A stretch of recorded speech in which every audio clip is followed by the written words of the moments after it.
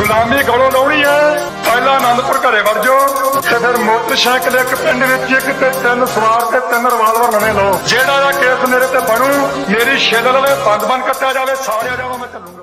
भाग तीजा।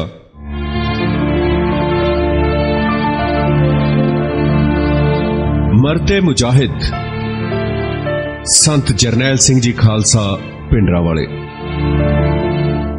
मैं सुरेंद्र सिंह विश्व के कोने कोने विच बैठे साडे सारे भरावां नूं जी आयां नूं कहना वाहिगुरू जी का खालसा वाहिगुरू जी की फतेह। असीं गल कर रहे हां मरदे मुजाहिद संत जरनैल सिंह जी खालसा पिंडरावालियां बारे, उन्हां दे जीवन बारे, उन्हां दे जीवन दे विच आए उतरा चढ़ा जिहड़े उन्हां नूं महान बना दिंदे ने, उन्हां दी जिंदगी दे विच एक अजिहे योद्धे वाले गुण भरदे ने, अजिहे योद्धियां वाले गुण साडे सामने लैके आंदे ने जिन्हां ने पूरी कौम दे भविख नूं बदल के रख दिता। जे विश्व दे कोने कोने दे विच किते अज खालसा राज दी जां खालिस्तान दी कोई गल उठ रही है, वो सिर्फ ते सिर्फ संत जरनैल सिंह जी खालसा पिंडरावालियां वालों कीती गई कुर्बानी दे कारण उठ रही है। सो जिथों असीं कल गल छड्डी सी उत्थों ही गल शुरू करदे हां अज कि किस तरीके नाल नकली निरंकारियां दे जरिए सिख कौम नूं खत्म करन दी, सिख इतिहास नूं, सिख विरसे नूं खत्म करन दी कोशिश कीती गई। ते सब तो वड्डी गल इह है कि साहिब श्री गुरु ग्रंथ साहिब नूं खत्म करन दी कोशिश कीती गई, उसकी सर्वउच्चता उसनूं ढाह लाउण दी कोशिश कीती गई। असीं देखदे हां कि 27 अगस्त 1978 नूं पंजाब दे अकाली मुख मंत्री प्रकाश बादल ने केंद्र दी हिंदू जनता सरकार दे दबाव थल्ले आके संगीना दी छां थल्ले निरंकारी भवन दा बेशक खुलवाते, पर उह संत पिंडरावालियां दी उस तहरीक नूं दबा ना सकिया जिहड़ी निरंकारी को सतसंग दे बंद कराउण लई ते नरकधारियां दे कुफर दे विरुद्ध आवाज बुलंद करन लई चलाई गई सी। यह गल बहुत साडे सामने स्पष्ट है। नकली निरंकारियां दे अखौती सतसंग दे खिलाफ सिखां दे प्रदर्शन पंजाब च तां रुकने की सन, बल्कि पंजाब तो बाहरले सूबिਆਂ च भी होने शुरू हो गए। समय समय ते कई बारी साडे मूहों गल निकल जाती है, असीं कह बैठते हैं कि पंजाब तो बाहरले सिखां दे विच ओह वाली जिहड़ी बहादरी जां ओह चिंग नहीं हैगी जिहड़ी पंजाब दे सिखां च है। पर इत्थे असीं देखदे हां कि संत जरनैल सिंह जी खालसा पिंडरावालियां दे वेले पंजाब तो बाहरले सिखां ने भी कुर्बानियां कीतियां। नाल नाल असीं सारियां गल्लां करदे जावांगे। सिखां ने इह सौं चुक लई सी, प्रतिज्ञा कर ली सी कि नकली निरंकारी बाबा बेशक किते भी चला जावे ओह उहदा पिछा नहीं छड्डणगे। सिख उसनूं सिक्खी विरोधी कुफर का प्रचार नहीं करन देणगे, बेशक उन्हां नूं हथकड़ियां क्यों ना लगण, भावें उन्हां नूं गोलियां नाल क्यों ना भुन्न दिता जावे। 1978 दे महीने सितंबर दे महीने बाबे गुरबचने ने यूपी दे वड्डे वड्डे शहरां च मनमत का प्रचार करन दा प्रोग्राम बनाया सी। इस सिलसिले च जदों ओह 25 सितंबर 1978 नूं आजमगढ़ ते इलाहाबाद गया तां इन्हां थावां ते सिखां ने गुरबचने दे खिलाफ इन्ना जोरदार दिखावा किया कि वह बिना कुकर्म करन तो ही लत्तां च पूंछ दे के कानपुर दौड़ गया। कानपुर च उसने जिहड़े प्रशासनिक अधिकारी सन, कानपुर दे जिले दे अधिकारी सन, उत्थों दा डीसी सी, उहदे नाल गंढ तुप कर लई ते यूपी पुलिस दीयां बंदूकां दी छां दे थल्ले सतसंग करन दी स्कीम बना लई। दूजे पासे कानपुर दे सिखां ने भी फिर निश्चा कर लिया सी कि वह इस थां ते भी पखंडी बाबे दा पखंड नहीं चलन देणगे। 26 सितंबर 1978 नूं कानपुर दे निरंकारी भवन दे मेन गेट दे सामने पुलिस ही पुलिस तैनात कर दित्ती गई, बंदूकां दे नाल लैस। नकली सतसंग शुरू हो गया। सिख जिन्ने भी उत्थे इकट्ठे होए उन्हां च बीबियां भी सन। उन्होंने अरदासा सोध के गुरुद्वारा श्री गुरु सिंह सभा तो चाले पा दिते। इन्हां सारियां दी अगवाई यूथ कांग्रेस का लीडर कुलवंत जीत सिंह गिल कर रहा सी। इहदी अगवाई हेठ सिखां दा जलूस सीधे सड़की पै के निरंकारी भवन पहुंचण दी थां उल्टे रस्ते राहीं वल पा के निरंकारी भवन दे पिछले पासे पहुंच गया। उत्थे पहुंच के सिंघां ने जंगी जकारा जो बोले सो निहाल सत श्री अकाल बुला के निरंकारी भवन दे जिहड़ियां कंधां बगलियां हुई सन, वह कंधां टप के भवन के अंदर धावा बोलता जिथे कुछ सतसंग चल रहा सी। एक कानपुर की गल है जी, 26 सितंबर 1978 की। सिंघां ने किरपाना ते जो भी उन्हां कोल डांग सोटा हथ लग्या उन्हां दे नाल निरंकारियां दा वड्ड वढांगा शुरू करता उत्थे कानपुर च। जिहड़े 1984 का कतलेआम जदों होया सिखां दे खिलाफ इंदिरा नूं मारिया गया, उदों जिहड़ा कानपुर दे विच सिखां दा कतलेआम कीता गया, ये नकली निरंकारियां दे जिहड़े ਚੇਲੇ ਸਨ। ਇਹ 26 ਸਤੰਬਰ 1978 ਨੂੰ ਜਿਹੜਾ ਉਹਨਾਂ ਦਾ ਵੱਢ ਵਢਾਂਗਾ ਕੀਤਾ ਗਿਆ ਸੀ, ਉਹਦਾ ਵੀ ਉਹ ਦਰਦ ਲਾਉਣ ਲਈ ਕੀਤਾ ਗਿਆ। ਸੋ ਵਾਪਸ ਆਨੇ ਆ 26 ਸਤੰਬਰ 1978 ਦੀ ਘਟਨਾ ਤੇ। ਨਰਗਧਾਰੀ ਗੁਰਬਚਨਾ ਸਤਸੰਗ ਵਿੱਚੇ ਛੱਡ ਕੇ ਭੱਜ ਗਿਆ ਤੇ ਉਹਨੇ ਭਵਨ ਦੀਆਂ ਪੌੜੀਆਂ ਚੜ੍ਹ ਕੇ ਉੱਪਰਲੀ ਮੰਜ਼ਿਲ ਦਾ ਦਰਵਾਜ਼ਾ ਅੰਦਰੋਂ ਬੰਦ ਕਰਕੇ ਆਪਣੀ ਜਾਨ ਬਚਾਈ। ਇੰਨੇ 'ਚ ਯੂਪੀ ਪੁਲਿਸ ਵੀ ਉੱਥੇ ਪਹੁੰਚ ਗਈ, ਪਰ ਜਿਹੜੀ ਭਈਆਂ ਦੀ ਪੁਲਿਸ ਨੂੰ ਇਹ ਸਮਝ ਨਹੀਂ ਸੀ ਆ ਰਹੀ ਕਿ ਆਪੋ 'ਚ ਲੜ ਰਹੇ ਪੰਜਾਬੀਆਂ 'ਚੋਂ ਕਿਹੜੇ ਸਿੱਖ ਨੇ ਤੇ ਕਿਹੜੇ ਨਿਰੰਕਾਰੀ। ਤਾਂ ਵੀ ਪੁਲਿਸ ਨੇ ਜਿਹੜੀ ਹੈ ਉਸ ਵੇਲੇ ਅੰਨ੍ਹੇਵਾਹ ਕਾਰਵਾਈ ਕੀਤੀ, ਅਥਰੂ ਗੈਸ ਛੱਡੀ, ਗੋਲੀ ਚਲਾਈ ਤੇ ਇਸ ਸਾਰੀ ਗੋਲੀਬਾਰੀ ਦੀ ਘਟਨਾ ਦੇ ਦੌਰਾਨ 12 ਬੰਦੇ ਉੱਥੇ ਮਰ ਗਏ ਤੇ 80 ਜ਼ਖਮੀ ਹੋਏ। ਜਿਸ ਵੇਲੇ ਪੁਲਿਸ ਨੇ ਅਮਨ ਬਹਾਲ ਕਰਤਾ ਤਾਂ ਨਰਗਧਾਰੀ ਗੁਰਬਚਨਾ ਜਿਵੇਂ ਅੰਮ੍ਰਿਤਸਰੋਂ ਭੱਜਿਆ ਸੀ ਉਵੇਂ ਹਵਾਈ ਜਹਾਜ਼ ਤੇ ਸਵਾਰ ਹੋ ਕੇ ਦਿੱਲੀ ਉਡਾਰੀ ਮਾਰ ਗਿਆ। ਕਾਨਪੁਰ ਦੀ ਇਸ ਘਟਨਾ ਤੋਂ ਇਹ ਹਕੀਕਤ ਵੀ ਸਾਡੇ ਸਾਹਮਣੇ ਆਉਂਦੀ ਹੈ ਕਿ ਧਰਮ ਦੇ ਸਵਾਲ ਤੇ ਸਾਰੇ ਸਿੱਖ ਇਕੱਠੇ ਹੋ ਹੀ ਜਾਂਦੇ ਨੇ, ਜਿਵੇਂ ਕਿਵੇਂ ਹੋਣ। ਬੇਸ਼ੱਕ ਉਹ ਕਿਸੇ ਵੀ ਪਾਰਟੀ ਦੇ ਨਾਲ ਸੰਬੰਧ ਰੱਖਦੇ ਹੋਣ, ਅਕਾਲੀ ਦਲ 'ਚ ਹੋਣ, ਕਾਂਗਰਸ 'ਚ ਹੋਣ ਜਾਂ ਕਿਸੇ ਦੂਜੀ ਕੌਮ ਜਾਂ ਸੂਬਾਈ ਪਾਰਟੀ 'ਚ ਹੋਣ, ਸਿਵਾਏ ਕਮਿਊਨਿਸਟਾਂ ਦੇ। ਜਿਹੜੇ ਕਮਿਊਨਿਸਟਾਂ 'ਚ ਨੇ ਸਿੱਖ, ਪੱਗ ਬੰਨ੍ਹਦੇ ਨੇ, ਉਹਨਾਂ ਦੇ ਵਿੱਚ ਸ਼ਾਮਲ ਨੇ, ਉਹਨਾਂ ਨੂੰ ਛੱਡ ਕੇ। ਕਾਂਗਰਸ 'ਚ ਜਾਂ ਕਿਸੇ ਦੂਜੀ ਕੌਮੀ ਜਾਂ ਸੂਬਾਈ ਪਾਰਟੀ 'ਚ ਸਿਵਾਏ ਕਮਿਊਨਿਸਟ ਪਾਰਟੀ ਤੋਂ, ਕਿਉਂਕਿ ਕਮਿਊਨਿਸਟ ਰੱਬ ਤੇ ਧਰਮ ਨੂੰ ਮੰਨਦੇ ਨਹੀਂ। ਸਿੱਖਾਂ 'ਚੋਂ ਬਣੇ ਕਮਿਊਨਿਸਟ ਨੇ ਜਿਹੜੇ, ਉਹ ਸਿੱਖ ਨਹੀਂ, ਭੇਖੀ ਕਹੇ ਜਾ ਸਕਦੇ ਨੇ। ਪਰ ਦੂਜੇ ਸਾਰੇ ਸਿੱਖ ਬੇਸ਼ੱਕ ਉਹ ਕਿਸੇ ਵੀ ਖਿਆਲ ਦੇ ਹੋਣ, ਸ਼ਬਦ ਗੁਰੂ ਦੀ ਮਾਨਤਾ ਤੇ ਗੁਰੂ ਡੰਮ ਦੀ ਵਿਰੋਧਤਾ ਦੇ ਸਿਲਸਿਲੇ 'ਚ ਸੰਤ ਜਰਨੈਲ ਸਿੰਘ ਜੀ ਖਾਲਸਾ ਭਿੰਡਰਾਂ ਵਾਲਿਆਂ ਵੱਲੋਂ ਕੀਤੇ ਗਏ ਮਾਰਗਦਰਸ਼ਨ ਨੂੰ ਬਹੁਤ ਹੀ ਸਹੀ ਤੇ ਠੀਕ ਸਮਝਦੇ ਸਨ। 30 ਸਤੰਬਰ 1978 ਨੂੰ ਦਿੱਲੀ ਦੇ ਸਿੱਖਾਂ ਨੇ ਕਾਨਪੁਰ ਦੇ ਸਾਕੇ ਦੇ ਸੰਬੰਧੀ ਇੱਕ ਬਹੁਤ ਵੱਡਾ ਜਲੂਸ ਕੱਢਿਆ। 26 ਸਤੰਬਰ ਦੀ ਘਟਨਾ ਦੇ ਬਿਲਕੁਲ 4 ਦਿਨ ਬਾਅਦ 30 ਸਤੰਬਰ ਨੂੰ ਇਸ ਜਲੂਸ ਦੀ ਅਗਵਾਈ ਦਿੱਲੀ ਸਿੱਖ ਗੁਰਦੁਆਰਾ ਮੈਨੇਜਮੈਂਟ ਕਮੇਟੀ ਦੇ ਉਸ ਵੇਲੇ ਦੇ ਪ੍ਰਧਾਨ ਸਰਦਾਰ ਜਸਵੰਤ ਸਿੰਘ ਸੇਠੀ ਕਰ ਰਹੇ ਸਨ। ਦੂਜੇ ਮੋਹਰੀ ਆਗੂਆਂ 'ਚ ਜਥੇਦਾਰ ਸੰਤੋਖ ਸਿੰਘ, ਰਛਪਾਲ ਸਿੰਘ, ਪ੍ਰੋਫੈਸਰ ਜਸਵੰਤ ਸਿੰਘ ਫੁੱਲ ਤੇ ਸਰਦਾਰ ਕਿਰਪਾਲ ਸਿੰਘ ਸੰਗਤਪੁਰੀ, ਇਹ ਲੋਕ ਵੀ ਸ਼ਾਮਲ ਸਨ ਇਹਦੇ 'ਚ। ਜਲੂਸ ਦੇ ਪ੍ਰਬੰਧਕਾਂ ਨੇ ਯੂਪੀ ਪੁਲਿਸ ਵੱਲੋਂ ਕਾਨਪੁਰ ਦੇ ਸਿੱਖਾਂ ਤੇ ਕੀਤੇ ਗਏ ਅਤਿਆਚਾਰਾਂ ਬਾਰੇ ਉਸ ਵੇਲੇ ਦੇ ਜਿਹੜਾ ਉਪ ਰਾਸ਼ਟਰਪਤੀ ਸੀ BD ਜਤੀ, ਉਹਨੂੰ ਮੈਮੋਰੰਡਮ ਦਿੱਤਾ ਤੇ ਨਕਲੀ ਨਿਰੰਕਾਰੀਆਂ ਨੇ 4 ਨਵੰਬਰ 1978 ਨੂੰ ਦਿੱਲੀ 'ਚ ਆਪਣੇ ਧੰਨ ਨਿਰੰਕਾਰ ਗੁਰਬਚਨੇ ਦਾ ਸ਼ਾਹਾਨਾ ਜਲੂਸ ਕੱਢਣ ਦਾ ਤੇ ਅਗਲੇ ਦਿਨ ਰਾਮਲੀਲਾ ਗਰਾਊਂਡ 'ਚ ਜਲਸਾ ਤੇ ਜਸ਼ਨ ਕਰਨ ਦਾ ਪ੍ਰੋਗਰਾਮ ਬਣਾਇਆ ਹੋਇਆ ਸੀ, ਕਿਉਂਕਿ ਉਹ ਸਮਝਦੇ ਸਨ ਕਿ ਦੇਸ਼ ਦੀ ਰਾਜਧਾਨੀ ਹੋਣ ਕਰਕੇ ਇੱਥੇ ਉਹਨਾਂ ਦੇ ਸਮਾਗਮ ਨੂੰ ਸਰਕਾਰ ਵੱਲੋਂ ਪੂਰੀ ਸੁਰੱਖਿਆ ਮਿਲੇਗੀ। ਉਹਨਾਂ ਦਾ ਇਹ ਖਿਆਲ ਕਿਸੇ ਹੱਦ ਤੱਕ ਤਾਂ ਠੀਕ ਵੀ ਸੀ, ਪਰ ਉਹਨਾਂ ਨੂੰ ਇਹ ਨਹੀਂ ਸੀ ਪਤਾ ਕਿ ਉਹਨਾਂ ਵੱਲੋਂ ਜਗਾ ਦਿੱਤੇ ਗਏ ਸੁੱਤੇ ਹੋਏ ਸ਼ੇਰਾਂ ਨੇ ਇੱਥੇ ਵੀ ਉਹਨਾਂ ਦਾ ਪਿੱਛਾ ਨਹੀਂ ਛੱਡਣਾ ਹੈਗਾ। ਦਿੱਲੀ ਦੀ ਸਿੱਖ ਗੁਰਦੁਆਰਾ ਮੈਨੇਜਮੈਂਟ ਕਮੇਟੀ, ਦਿੱਲੀ ਅਕਾਲੀ ਦਲ ਤੇ ਸਿੰਘ ਸਭਾਵਾਂ ਨੇ ਕੇਂਦਰ ਸਰਕਾਰ ਤੋਂ ਮੰਗ ਕੀਤੀ ਕਿ ਨਕਲੀ ਨਿਰੰਕਾਰੀਆਂ ਨੂੰ ਅਜਲਾਸ ਕਰਨ ਦੀ ਆਗਿਆ ਨਾ ਦਿੱਤੀ ਜਾਵੇ।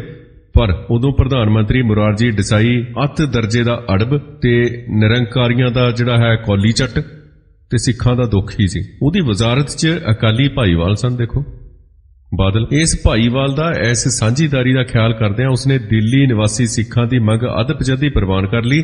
ਨਿਰੰਕਾਰੀਆਂ ਨੂੰ ਜਲੂਸ ਕੱਢਣ ਤੋਂ ਤਾਂ ਰੋਕ ਦਿੱਤਾ, ਪਰ ਅਜਲਾਸ ਦੀ ਥਾਂ ਰਾਮਲੀਲਾ ਦੀ ਗਰਾਊਂਡ ਤੋਂ ਬਦਲ ਕੇ ਇੰਡੀਆ ਗੇਟ ਦੀ ਗਰਾਊਂਡ ਕਰਤੀ। ਜੇ ਕੇਂਦਰੀ ਮੰਤਰੀ ਮੰਡਲ 'ਚ ਅਕਾਲੀ ਮੰਤਰੀ ਨਾ ਹੁੰਦੇ ਤਾਂ ਹੋ ਸਕਦਾ ਕਿ ਇੰਨੀ ਗੱਲ ਵੀ ਨਾ ਕੀਤੀ ਜਾਂਦੀ। ਨਿਰੰਕਾਰੀ ਅਜਲਾਸ ਸ਼ੁਰੂ ਹੋਣ ਤੋਂ ਦੂਜੇ ਦਿਨ ਸਿੱਖ ਸੰਗਤਾਂ ਨੇ ਸ਼ਾਂਤਮਈ ਰੋਸ ਪ੍ਰਗਟ ਕਰਨ ਦਾ ਪ੍ਰੋਗਰਾਮ ਬਣਾ ਲਿਆ। 5 ਨਵੰਬਰ 1978 ਨੂੰ ਦਿੱਲੀ ਦੇ ਸਿੱਖ ਵੱਡੀ ਗਿਣਤੀ 'ਚ ਗੁਰਦੁਆਰਾ ਬੰਗਲਾ ਸਾਹਿਬ ਪਹੁੰਚੇ, ਅਰਦਾਸ ਕੀਤੀ, ਪੂਰੇ ਅਮਨ ਅਮਾਨ ਢੰਗ ਦੇ ਨਾਲ ਜਲੂਸ ਦੀ ਸ਼ਕਲ 'ਚ ਇੰਡੀਆ ਗੇਟ ਵੱਲ ਨਿਕਲ ਗਏ। ਦਿੱਲੀ ਪੁਲਿਸ ਨੇ ਇਸ ਜਲੂਸ ਨੂੰ ਰੋਕਿਆ, ਲਾਠੀ ਚਾਰਜ ਕੀਤਾ ਸਿੱਖਾਂ ਤੇ, ਅੰਨ੍ਹੇਵਾਹ ਅਥਰੂ ਗੈਸ ਦੇ ਗੋਲੇ ਛੱਡੇ ਉਹਨਾਂ ਤੇ ਦਿੱਲੀ ਪੁਲਿਸ ਨੇ ਦਿੱਲੀ ਅਕਾਲੀ ਦਲ ਦੇ ਪ੍ਰਧਾਨ ਅਵਤਾਰ ਸਿੰਘ ਕੋਹਲੀ ਨੂੰ ਗ੍ਰਿਫਤਾਰ ਕਰਕੇ ਪੁਲਿਸ ਵੈਨ 'ਚ ਬਿਠਾ ਲਿਆ ਤੇ ਇੰਨੇ 'ਚ ਪੁਲਿਸ ਵੱਲੋਂ ਸੁੱਟਿਆ ਗਿਆ ਇੱਕ ਗੈਸ ਦਾ ਗੋਲਾ ਜਥੇਦਾਰ ਕੋਹਲੀ ਦੀ ਹਿੱਕ ਵਿੱਚ ਆ ਕੇ ਵੱਜਿਆ ਤੇ ਉਹ ਉਸੇ ਦਮ ਉੱਥੇ ਸ਼ਹੀਦੀ ਪ੍ਰਾਪਤ ਕਰ ਗਏ। ਪੁਲਿਸ ਅਤਿਆਚਾਰ ਦਾ ਸ਼ਿਕਾਰ ਹੋ ਕੇ 2 ਹੋਰ ਸਿੱਖ ਵੀ ਸ਼ਹੀਦ ਹੋਏ ਉੱਥੇ ਦਿੱਲੀ 'ਚ। ਨਿਰੰਕਾਰੀ ਨਕਲੀਏ ਨੇ ਗੁਰਬਚਨੇ ਨੇ 21 ਜਨਵਰੀ 1979 ਨੂੰ ਬੰਬਈ 'ਚ ਸਮਾਗਮ ਕਰਕੇ ਸਿੱਖਾਂ ਦੀਆਂ ਨਕਲਾਂ ਲਾਉਣ ਦਾ ਪ੍ਰੋਗਰਾਮ ਬਣਾਇਆ, ਪਰ ਬੰਬਈ ਦੇ ਸਿੱਖਾਂ ਨੇ ਇਸ ਦਾ ਜ਼ੋਰਦਾਰ ਵਿਰੋਧ ਕਰਕੇ ਮਹਾਰਾਸ਼ਟਰ ਸਰਕਾਰ ਨੂੰ ਨਿਰੰਕਾਰੀ ਜਲੂਸ ਤੇ ਸਮਾਗਮ ਤੇ ਪਾਬੰਦੀ ਲਾਉਣ ਲਈ ਮਜਬੂਰ ਕਰਤਾ ਸੀ ਉਸ ਵੇਲੇ। ਤਾਂ ਇਹ ਜਿਹੜੀਆਂ ਹਮਾਕਤਾਂ ਸਨ, ਇਹ ਜਿਹੜੀਆਂ ਕਾਰਵਾਈਆਂ ਸਨ, ਕਰਤੂਤਾਂ ਸਨ, ਉਸ ਵੇਲੇ ਤਾਂ ਇੱਕ ਸ਼ੇਰ ਪੈਦਾ ਹੋ ਗਿਆ ਸੰਤ ਜਰਨੈਲ ਸਿੰਘ ਦੇ ਰੂਪ ਦੇ ਵਿੱਚ। ਪਰ ਅੱਜ ਵੀ ਇਹ ਕਾਰਵਾਈਆਂ ਜਾਰੀ ਨੇ। ਸਰਸੇ ਵਾਲਾ ਬੈਠਾ, ਨਰਕਧਾਰੀਆ ਬੈਠਾ ਤੇ ਰਾਧਾ ਸੁਆਮੀਆਂ ਬੈਠਾ, ਹੋਰ ਕਿੰਨੇ ਬਾਬੇ ਨੇ, ਕੋਈ ਆਵਾਜ਼ ਨਹੀਂ ਉੱਠ ਰਹੀ। ਸੋ ਸਾਡਾ ਜਿਹੜਾ ਪ੍ਰੋਗਰਾਮ ਹੈ ਇਹਦਾ ਮਕਸਦ ਵੀ ਇਹੋ ਹੀ ਹੈ, ਕਿਤੋਂ ਕੋਈ ਜਾਗ ਲੱਗੇ, ਕਿਤੋਂ ਕੋਈ ਸੁੱਤਿਆ ਸ਼ੇਰ ਜਾਗੇ। ਇਸ ਸਬੰਧ ਦੇ ਵਿੱਚ ਬਹੁਤ ਸਾਰੇ ਲੋਕਾਂ ਨੂੰ ਭਰਮ ਹੈ, ਬਹੁਤ ਸਾਰੇ ਲੋਕਾਂ ਨੂੰ ਇਹ ਗਲਤਫਹਿਮੀ ਹੈ ਕਿ ਸੰਤ ਜਰਨੈਲ ਸਿੰਘ ਜੀ ਅੱਤਵਾਦੀ ਸਨ, ਵੱਖਵਾਦੀ ਸਨ। ਇੰਡੀਅਨ ਮੀਡੀਆ ਵੱਲੋਂ, ਭਾਰਤ ਦੇ ਮੀਡੀਆ ਵੱਲੋਂ, ਹਿੰਦੂਵਾਦੀ ਮੀਡੀਆ ਵੱਲੋਂ ਇਹ ਪ੍ਰਚਾਰ ਕੀਤਾ ਗਿਆ ਸੀ। ਹਿੰਦੂ ਹੁਕਮਰਾਨਾਂ ਨੇ ਉਹਨਾਂ ਦੇ ਪ੍ਰੈਸ਼ਰ ਪਾ ਕੇ, ਉਹਨਾਂ ਨੂੰ ਆਪਣੇ ਨਾਲ ਗੰਢ ਕੇ ਸੱਚੀਆਂ ਖਬਰਾਂ ਅੱਗੇ ਪ੍ਰਸਾਰਿਤ ਕਰਨ ਤੋਂ ਰੋਕਿਆ ਹੋਇਆ ਸੀ। ਇਸ ਕਰਕੇ ਇੱਕ ਦਬਾਅ ਦੇ ਮਾਹੌਲ ਦੇ ਵਿੱਚ ਹਿੰਦੂ ਮੀਡੀਆ ਨੇ ਉਹ ਦੇਸ਼ਾਂ ਵਿਦੇਸ਼ਾਂ ਦੇ ਵਿੱਚ ਕੌਮ ਦੇ ਲੋਕਾਂ ਤੱਕ ਇਹ ਗੱਲ ਪਹੁੰਚਾਉਣ ਦੀ ਕੋਸ਼ਿਸ਼ ਕੀਤੀ ਕਿ ਸੰਤ ਜਰਨੈਲ ਸਿੰਘ ਜੀ ਖਾਲਸਾ ਭਿੰਡਰਾਂ ਵਾਲੇ ਹਿੰਦੂਆਂ ਦੇ ਵਿਰੋਧੀ ਸਨ, ਉਹ ਕਤਲੋਗਾਰਤ 'ਚ ਵਿਸ਼ਵਾਸ ਰੱਖਦੇ ਸਨ, ਉਹ ਵੱਖਵਾਦੀ ਸਨ। ਪੰਥਕ ਇਤਿਹਾਸ 'ਚ 1979 ਦੀ ਸਭ ਤੋਂ ਅਹਿਮ ਤੇ ਇਤਿਹਾਸਕ ਘਟਨਾ ਹੋਈ ਸ਼੍ਰੋਮਣੀ ਗੁਰਦੁਆਰਾ ਪ੍ਰਬੰਧਕ ਕਮੇਟੀ ਦੀ ਚੋਣ। ਇਸ ਤੋਂ ਪਹਿਲਾਂ ਪਿਛਲੇ 13 ਸਾਲਾਂ ਤੋਂ ਇਹ ਚੋਣ ਹੋਈ ਨਹੀਂ ਸੀ ਤੇ 1972 ਤੋਂ ਸੰਤ ਬਾਬਾ ਚੰਨਣ ਸਿੰਘ ਜੀ ਦੇ ਅਕਾਲ ਚਲਾਣੇ ਤੋਂ ਬਾਅਦ ਟੌੜਾ ਹੀ ਪ੍ਰਧਾਨ ਚੱਲਿਆ ਆਉਂਦਾ ਸੀ। ਅਕਾਲੀ ਦਲ ਦੇ ਇੱਕ ਧੜੇ ਵੱਲੋਂ ਚੋਣ ਕਰਵਾਉਣ ਲਈ ਇਸ ਵਾਸਤੇ ਜ਼ੋਰ ਪਾਇਆ ਜਾ ਰਿਹਾ ਸੀ ਤਾਂ ਕਿ ਚੋਣਾਂ 'ਚ ਜਿੱਤ ਹਾਸਲ ਕਰਕੇ ਟੌੜੇ ਦੀ ਥਾਂ ਤੇ ਆਪਣੀ ਪਸੰਦ ਦਾ ਪ੍ਰਧਾਨ ਚੁਣਿਆ ਜਾ ਸਕੇ। ਤਾਂ ਇਸ ਤੋਂ ਇਹ ਗੱਲ ਵੀ ਪੱਕੀ ਹੁੰਦੀ ਹੈ ਕਿ ਗੁਰਦੁਆਰਾ ਚੋਣ ਕਰਾਉਣ ਦੀ ਮੰਗ ਅਕਾਲੀ ਦਲ ਦੀ ਅੰਦਰੂਨੀ ਲੜਾਈ ਦਾ ਇੱਕ ਹਿੱਸਾ ਸੀ। ਸੰਤ ਭਿੰਡਰਾਂ ਵਾਲਿਆਂ ਦਾ ਅਕਾਲੀ ਦਲ ਦੀ ਸਿਆਸਤ 'ਚ ਦਖਲ ਦੇਣ ਜਾਂ ਗੁਰਦੁਆਰਾ ਪ੍ਰਬੰਧ ਤੇ ਕਬਜ਼ਾ ਕਰਨ ਦਾ ਬਿਲਕੁਲ ਇਰਾਦਾ ਨਹੀਂ ਸੀ। ਸ਼੍ਰੀ ਗੁਰੂ ਗੋਬਿੰਦ ਸਿੰਘ ਜੀ ਮਹਾਰਾਜ ਦੇ ਪਦ ਚਿੰਨ੍ਹਾਂ ਤੇ ਚੱਲਣ ਵਾਲੇ ਗੁਰਸਿੱਖ ਤੇ ਦਸਮ ਪਾਤਸ਼ਾਹ ਦੇ ਮਿਸ਼ਨ ਦਾ ਪ੍ਰਚਾਰ ਕਰਨ ਵਾਲੇ ਸਿੱਖ ਪ੍ਰਚਾਰਕ ਹੋਣ ਕਰਕੇ ਸੰਤ ਭਿੰਡਰਾਂ ਵਾਲੇ ਇਹ ਜ਼ਰੂਰ ਚਾਹੁੰਦੇ ਸਨ ਕਿ ਗੁਰਦੁਆਰਾ ਪ੍ਰਬੰਧ 'ਚ ਸੁਧਾਰ ਕੀਤਾ ਜਾਵੇ, ਅੰਮ੍ਰਿਤ ਪ੍ਰਚਾਰ ਦੀ ਲਹਿਰ ਨੂੰ ਤੇਜ਼ ਕੀਤਾ ਜਾਵੇ, ਦੇਹਧਾਰੀ ਗੁਰੂਆਂ ਦੇ ਵਿਰੁੱਧ ਜਹਾਦ ਕੀਤਾ ਜਾਏ, ਸ਼੍ਰੀ ਗੁਰੂ ਗ੍ਰੰਥ ਸਾਹਿਬ ਦੇ ਮਾਣ ਸਤਿਕਾਰ ਨੂੰ ਬਹਾਲ ਕੀਤਾ ਜਾਏ ਅਤੇ ਇਸ ਮਨੋਰਥ ਦੀ ਪੂਰਤੀ ਵਾਸਤੇ, ਇਸ ਕੰਮ ਨੂੰ ਪੂਰਾ ਕਰਨ ਲਈ ਪੂਰਨ ਗੁਰਸਿੱਖਾਂ ਤੇ ਰਹਿਤਵਾਨ ਸਿੱਖਾਂ ਨੂੰ ਹੀ ਗੁਰਦੁਆਰਾ ਪ੍ਰਬੰਧਕ ਕਮੇਟੀ ਦਾ ਮੈਂਬਰ ਚੁਣਿਆ ਜਾ ਸਕੇ। ਸੋ ਜਦੋਂ ਅਪ੍ਰੈਲ 1979 'ਚ ਗੁਰਦੁਆਰਾ ਚੋਣ ਕਰਵਾਉਣ ਦਾ ਐਲਾਨ ਕਰ ਦਿੱਤਾ ਗਿਆ ਤਾਂ ਸੰਤ ਭਿੰਡਰਾਂ ਵਾਲਿਆਂ ਨੇ ਸ਼੍ਰੋਮਣੀ ਅਕਾਲੀ ਦਲ ਦੇ ਪ੍ਰਧਾਨ ਤਲਵੰਡੀ ਪਾਸੋਂ ਮੰਗ ਕੀਤੀ ਕਿ ਚੋਣ ਲੜਨ ਲਈ ਕੇਵਲ ਰਹਿਤਵਾਨ ਅੰਮ੍ਰਿਤਧਾਰੀ ਸਿੰਘਾਂ ਨੂੰ ਹੀ ਉਮੀਦਵਾਰ ਨਾਮਜ਼ਦ ਕੀਤਾ ਜਾਵੇ। ਇਹ ਬਹੁਤ ਪੁਰਾਣੀ ਮੰਗ ਹੈ, ਸੰਤਾਂ ਵੇਲੇ ਦੀ ਮੰਗ ਹੈ। ਇਹ ਗੁਰਸਿੱਖ ਬੰਦਾ ਹੀ ਸ਼੍ਰੋਮਣੀ ਕਮੇਟੀ ਦੀ ਚੋਣ ਲੜੇ, ਪਰ ਅੱਜ ਅਸੀਂ ਦੇਖਦੇ ਹਾਂ ਕਿ ਬਾਦਲ ਦੇ ਜਿਹੜੇ ਝੋਲੀ ਚੁੱਕ ਕੌਲੀ ਚੱਟ ਬੰਦੇ ਸ਼੍ਰੋਮਣੀ ਕਮੇਟੀ ਦੀ ਚੋਣ ਲੜਦੇ ਨੇ, ਉਹਨਾਂ ਨੂੰ ਦੇਖ ਲਓ, ਉਹਨਾਂ ਦੇ ਬੱਚਿਆਂ ਨੂੰ ਦੇਖ ਲਓ, ਉਹਨਾਂ ਦਾ ਆਪਣਾ ਜੀਵਨ ਦੇਖ ਲਓ ਕਿਵੇਂ ਦਾ। ਸੋ ਇਹ ਬਾਅਦ ਚ ਗੱਲ ਕਰਾਂਗੇ, ਅਸੀਂ ਏਜੰਡੇ ਤੋਂ ਭਟਕ ਜਾਵਾਂਗੇ। ਤਾਂ ਤਲਵੰਡੀ ਨੇ ਸੰਤ ਭਿੰਡਰਾਂ ਵਾਲਿਆਂ ਦੀ ਜਿਹੜੀ ਭਾਵਨਾ ਨੂੰ ਸਮਝਣ ਦਾ ਯਤਨ ਨਹੀਂ ਕੀਤਾ ਤੇ ਇਹ ਭੁਲੇਖਾ ਖਾ ਕੇ ਕਿ ਸੰਤ ਜੀ ਕਿਸੇ ਸਿਆਸੀ ਪਾਰਟੀ ਦੇ ਇਸ਼ਾਰੇ ਤੇ ਅਕਾਲੀ ਦਲ ਨੂੰ ਨੁਕਸਾਨ ਪਹੁੰਚਾਉਣ ਲਈ ਇਹ ਮੰਗ ਕਰ ਰਹੇ ਨੇ, ਤਾਂ ਸੰਤਾਂ ਦੀ ਯੋਗ ਮੰਗ ਨੂੰ ਉਸਨੇ ਨਾ ਮਨਜ਼ੂਰ ਕਰ ਦਿੱਤਾ। ਅਕਾਲੀ ਦਲ ਦੇ ਮੁਖੀ ਦਾ, ਅਕਾਲੀ ਦਲ ਦੇ ਪ੍ਰਧਾਨ ਦਾ ਇਹ ਰਵੱਈਆ ਦੇਖ ਕੇ ਸੰਤ ਭਿੰਡਰਾਂ ਵਾਲਿਆਂ ਨੇ ਅਲਾਮਤੀ ਤੌਰ ਤੇ ਬਿਆਸ ਦੇ ਇੱਕ ਹਲਕੇ ਤੋਂ ਆਪਣਾ ਉਮੀਦਵਾਰ ਖੜਾ ਕਰਨ ਦਾ ਮਨ ਬਣਾ ਲਿਆ ਤਾਂ ਕਿ ਸਿੱਖ ਸੰਗਤਾਂ ਦੀ ਕਚਹਿਰੀ 'ਚ ਤੇ ਭਰੇ ਦੀਵਾਨਾਂ ਦੀ ਸਟੇਜ ਤੇ ਅਖੌਤੀ ਪੰਥਕ ਹਿਤੈਸ਼ੀਆਂ ਤੇ ਜਿਹੜੇ ਨਕਲੀ ਚਿਹਰੇ ਉੱਪਰ ਚੜਾਏ ਹੋਏ ਨੇ ਉਹਨਾਂ ਨੂੰ ਉਤਾਰ ਕੇ ਉਹਨਾਂ ਦਾ ਅਸਲੀ ਰੂਪ ਦਿਖਾਇਆ ਜਾ ਸਕੇ। ਗੁਰਦੁਆਰਿਆਂ ਦੀ ਚੋਣ ਲੜਾਈ ਲੜਨਾ ਨਾ ਚਾਹੁੰਦੇ ਹੋਏ ਵੀ ਇਹ ਲੜਾਈ ਉਹਨਾਂ ਦੇ ਗਲ ਪੈ ਗਈ ਇੱਕ ਤਰ੍ਹਾਂ ਦੀ। ਸੰਤ ਭਿੰਡਰਾਂ ਵਾਲੇ ਚਾਹੁੰਦੇ ਤਾਂ SGPC ਦੇ 140 ਹਲਕਿਆਂ 'ਚ ਹੀ ਅੰਮ੍ਰਿਤਧਾਰੀ ਸਿੰਘਾਂ ਨੂੰ ਭਿੰਡਰਾਂ ਵਾਲੇ ਜਥੇ ਵੱਲੋਂ ਖੜੇ ਕਰਕੇ ਅਕਾਲੀ ਲੀਡਰਾਂ ਦੀਆਂ ਦੌੜਾਂ ਲਵਾ ਸਕਦੇ ਸਨ, ਪਰ ਉਹਨਾਂ ਦੇ ਜਥੇ ਦਾ ਮਿਸ਼ਨ ਗੁਰਦੁਆਰਾ ਚੋਣਾਂ ਲੜਨੀਆਂ ਨਹੀਂ ਸੀ ਤੇ ਨਾ ਹੀ ਉਹ ਸਾਰੇ ਹਲਕਿਆਂ 'ਚ ਆਪਣੇ ਉਮੀਦਵਾਰ ਖੜੇ ਕਰਕੇ ਪੰਥ 'ਚ ਪਾੜਾ ਪਾਉਣਾ ਤੇ ਅਣਜਾਣਪੁਣੇ 'ਚ ਗਲਤੀ ਕਰਕੇ ਪੰਥ ਦੋਖੀਆਂ ਦੇ ਹੱਥਾਂ 'ਚ ਖੇਡਣਾ ਚਾਹੁੰਦੇ ਸਨ। ਇਸ ਲਈ ਸੰਤਾਂ ਨੇ ਆਪਣੀ ਚੋਣ ਲੜਾਈ ਨੂੰ ਬਿਆਸ ਦੇ ਸਿਰਫ ਇੱਕ ਹਲਕੇ ਤੱਕ ਸੀਮਤ ਰੱਖਿਆ। ਸੰਤਾਂ ਨੇ ਹਲਕਾ ਬਿਆਸ ਤੋਂ ਜੀਵਨ ਸਿੰਘ ਉਮਰਾ ਰੰਗਲ, ਜਿਹਨੂੰ ਬਾਦਲ ਵਜ਼ਾਰਤ ਦੀ ਮਾਲ ਮੰਤਰੀ ਦੀ ਪਦਵੀ ਮਿਲੀ ਹੋਈ ਸੀ, ਉਹ ਤੋਂ ਅਸਤੀਫਾ ਦਵਾ ਕੇ ਅਕਾਲੀ ਦਲ ਵੱਲੋਂ ਪੰਥਕ ਟਿਕਟ ਤੇ ਤਕੜੀ ਚੋਣ ਨਿਸ਼ਾਨ ਦੇ ਕੇ ਖੜਾ ਕੀਤਾ ਗਿਆ ਸੀ।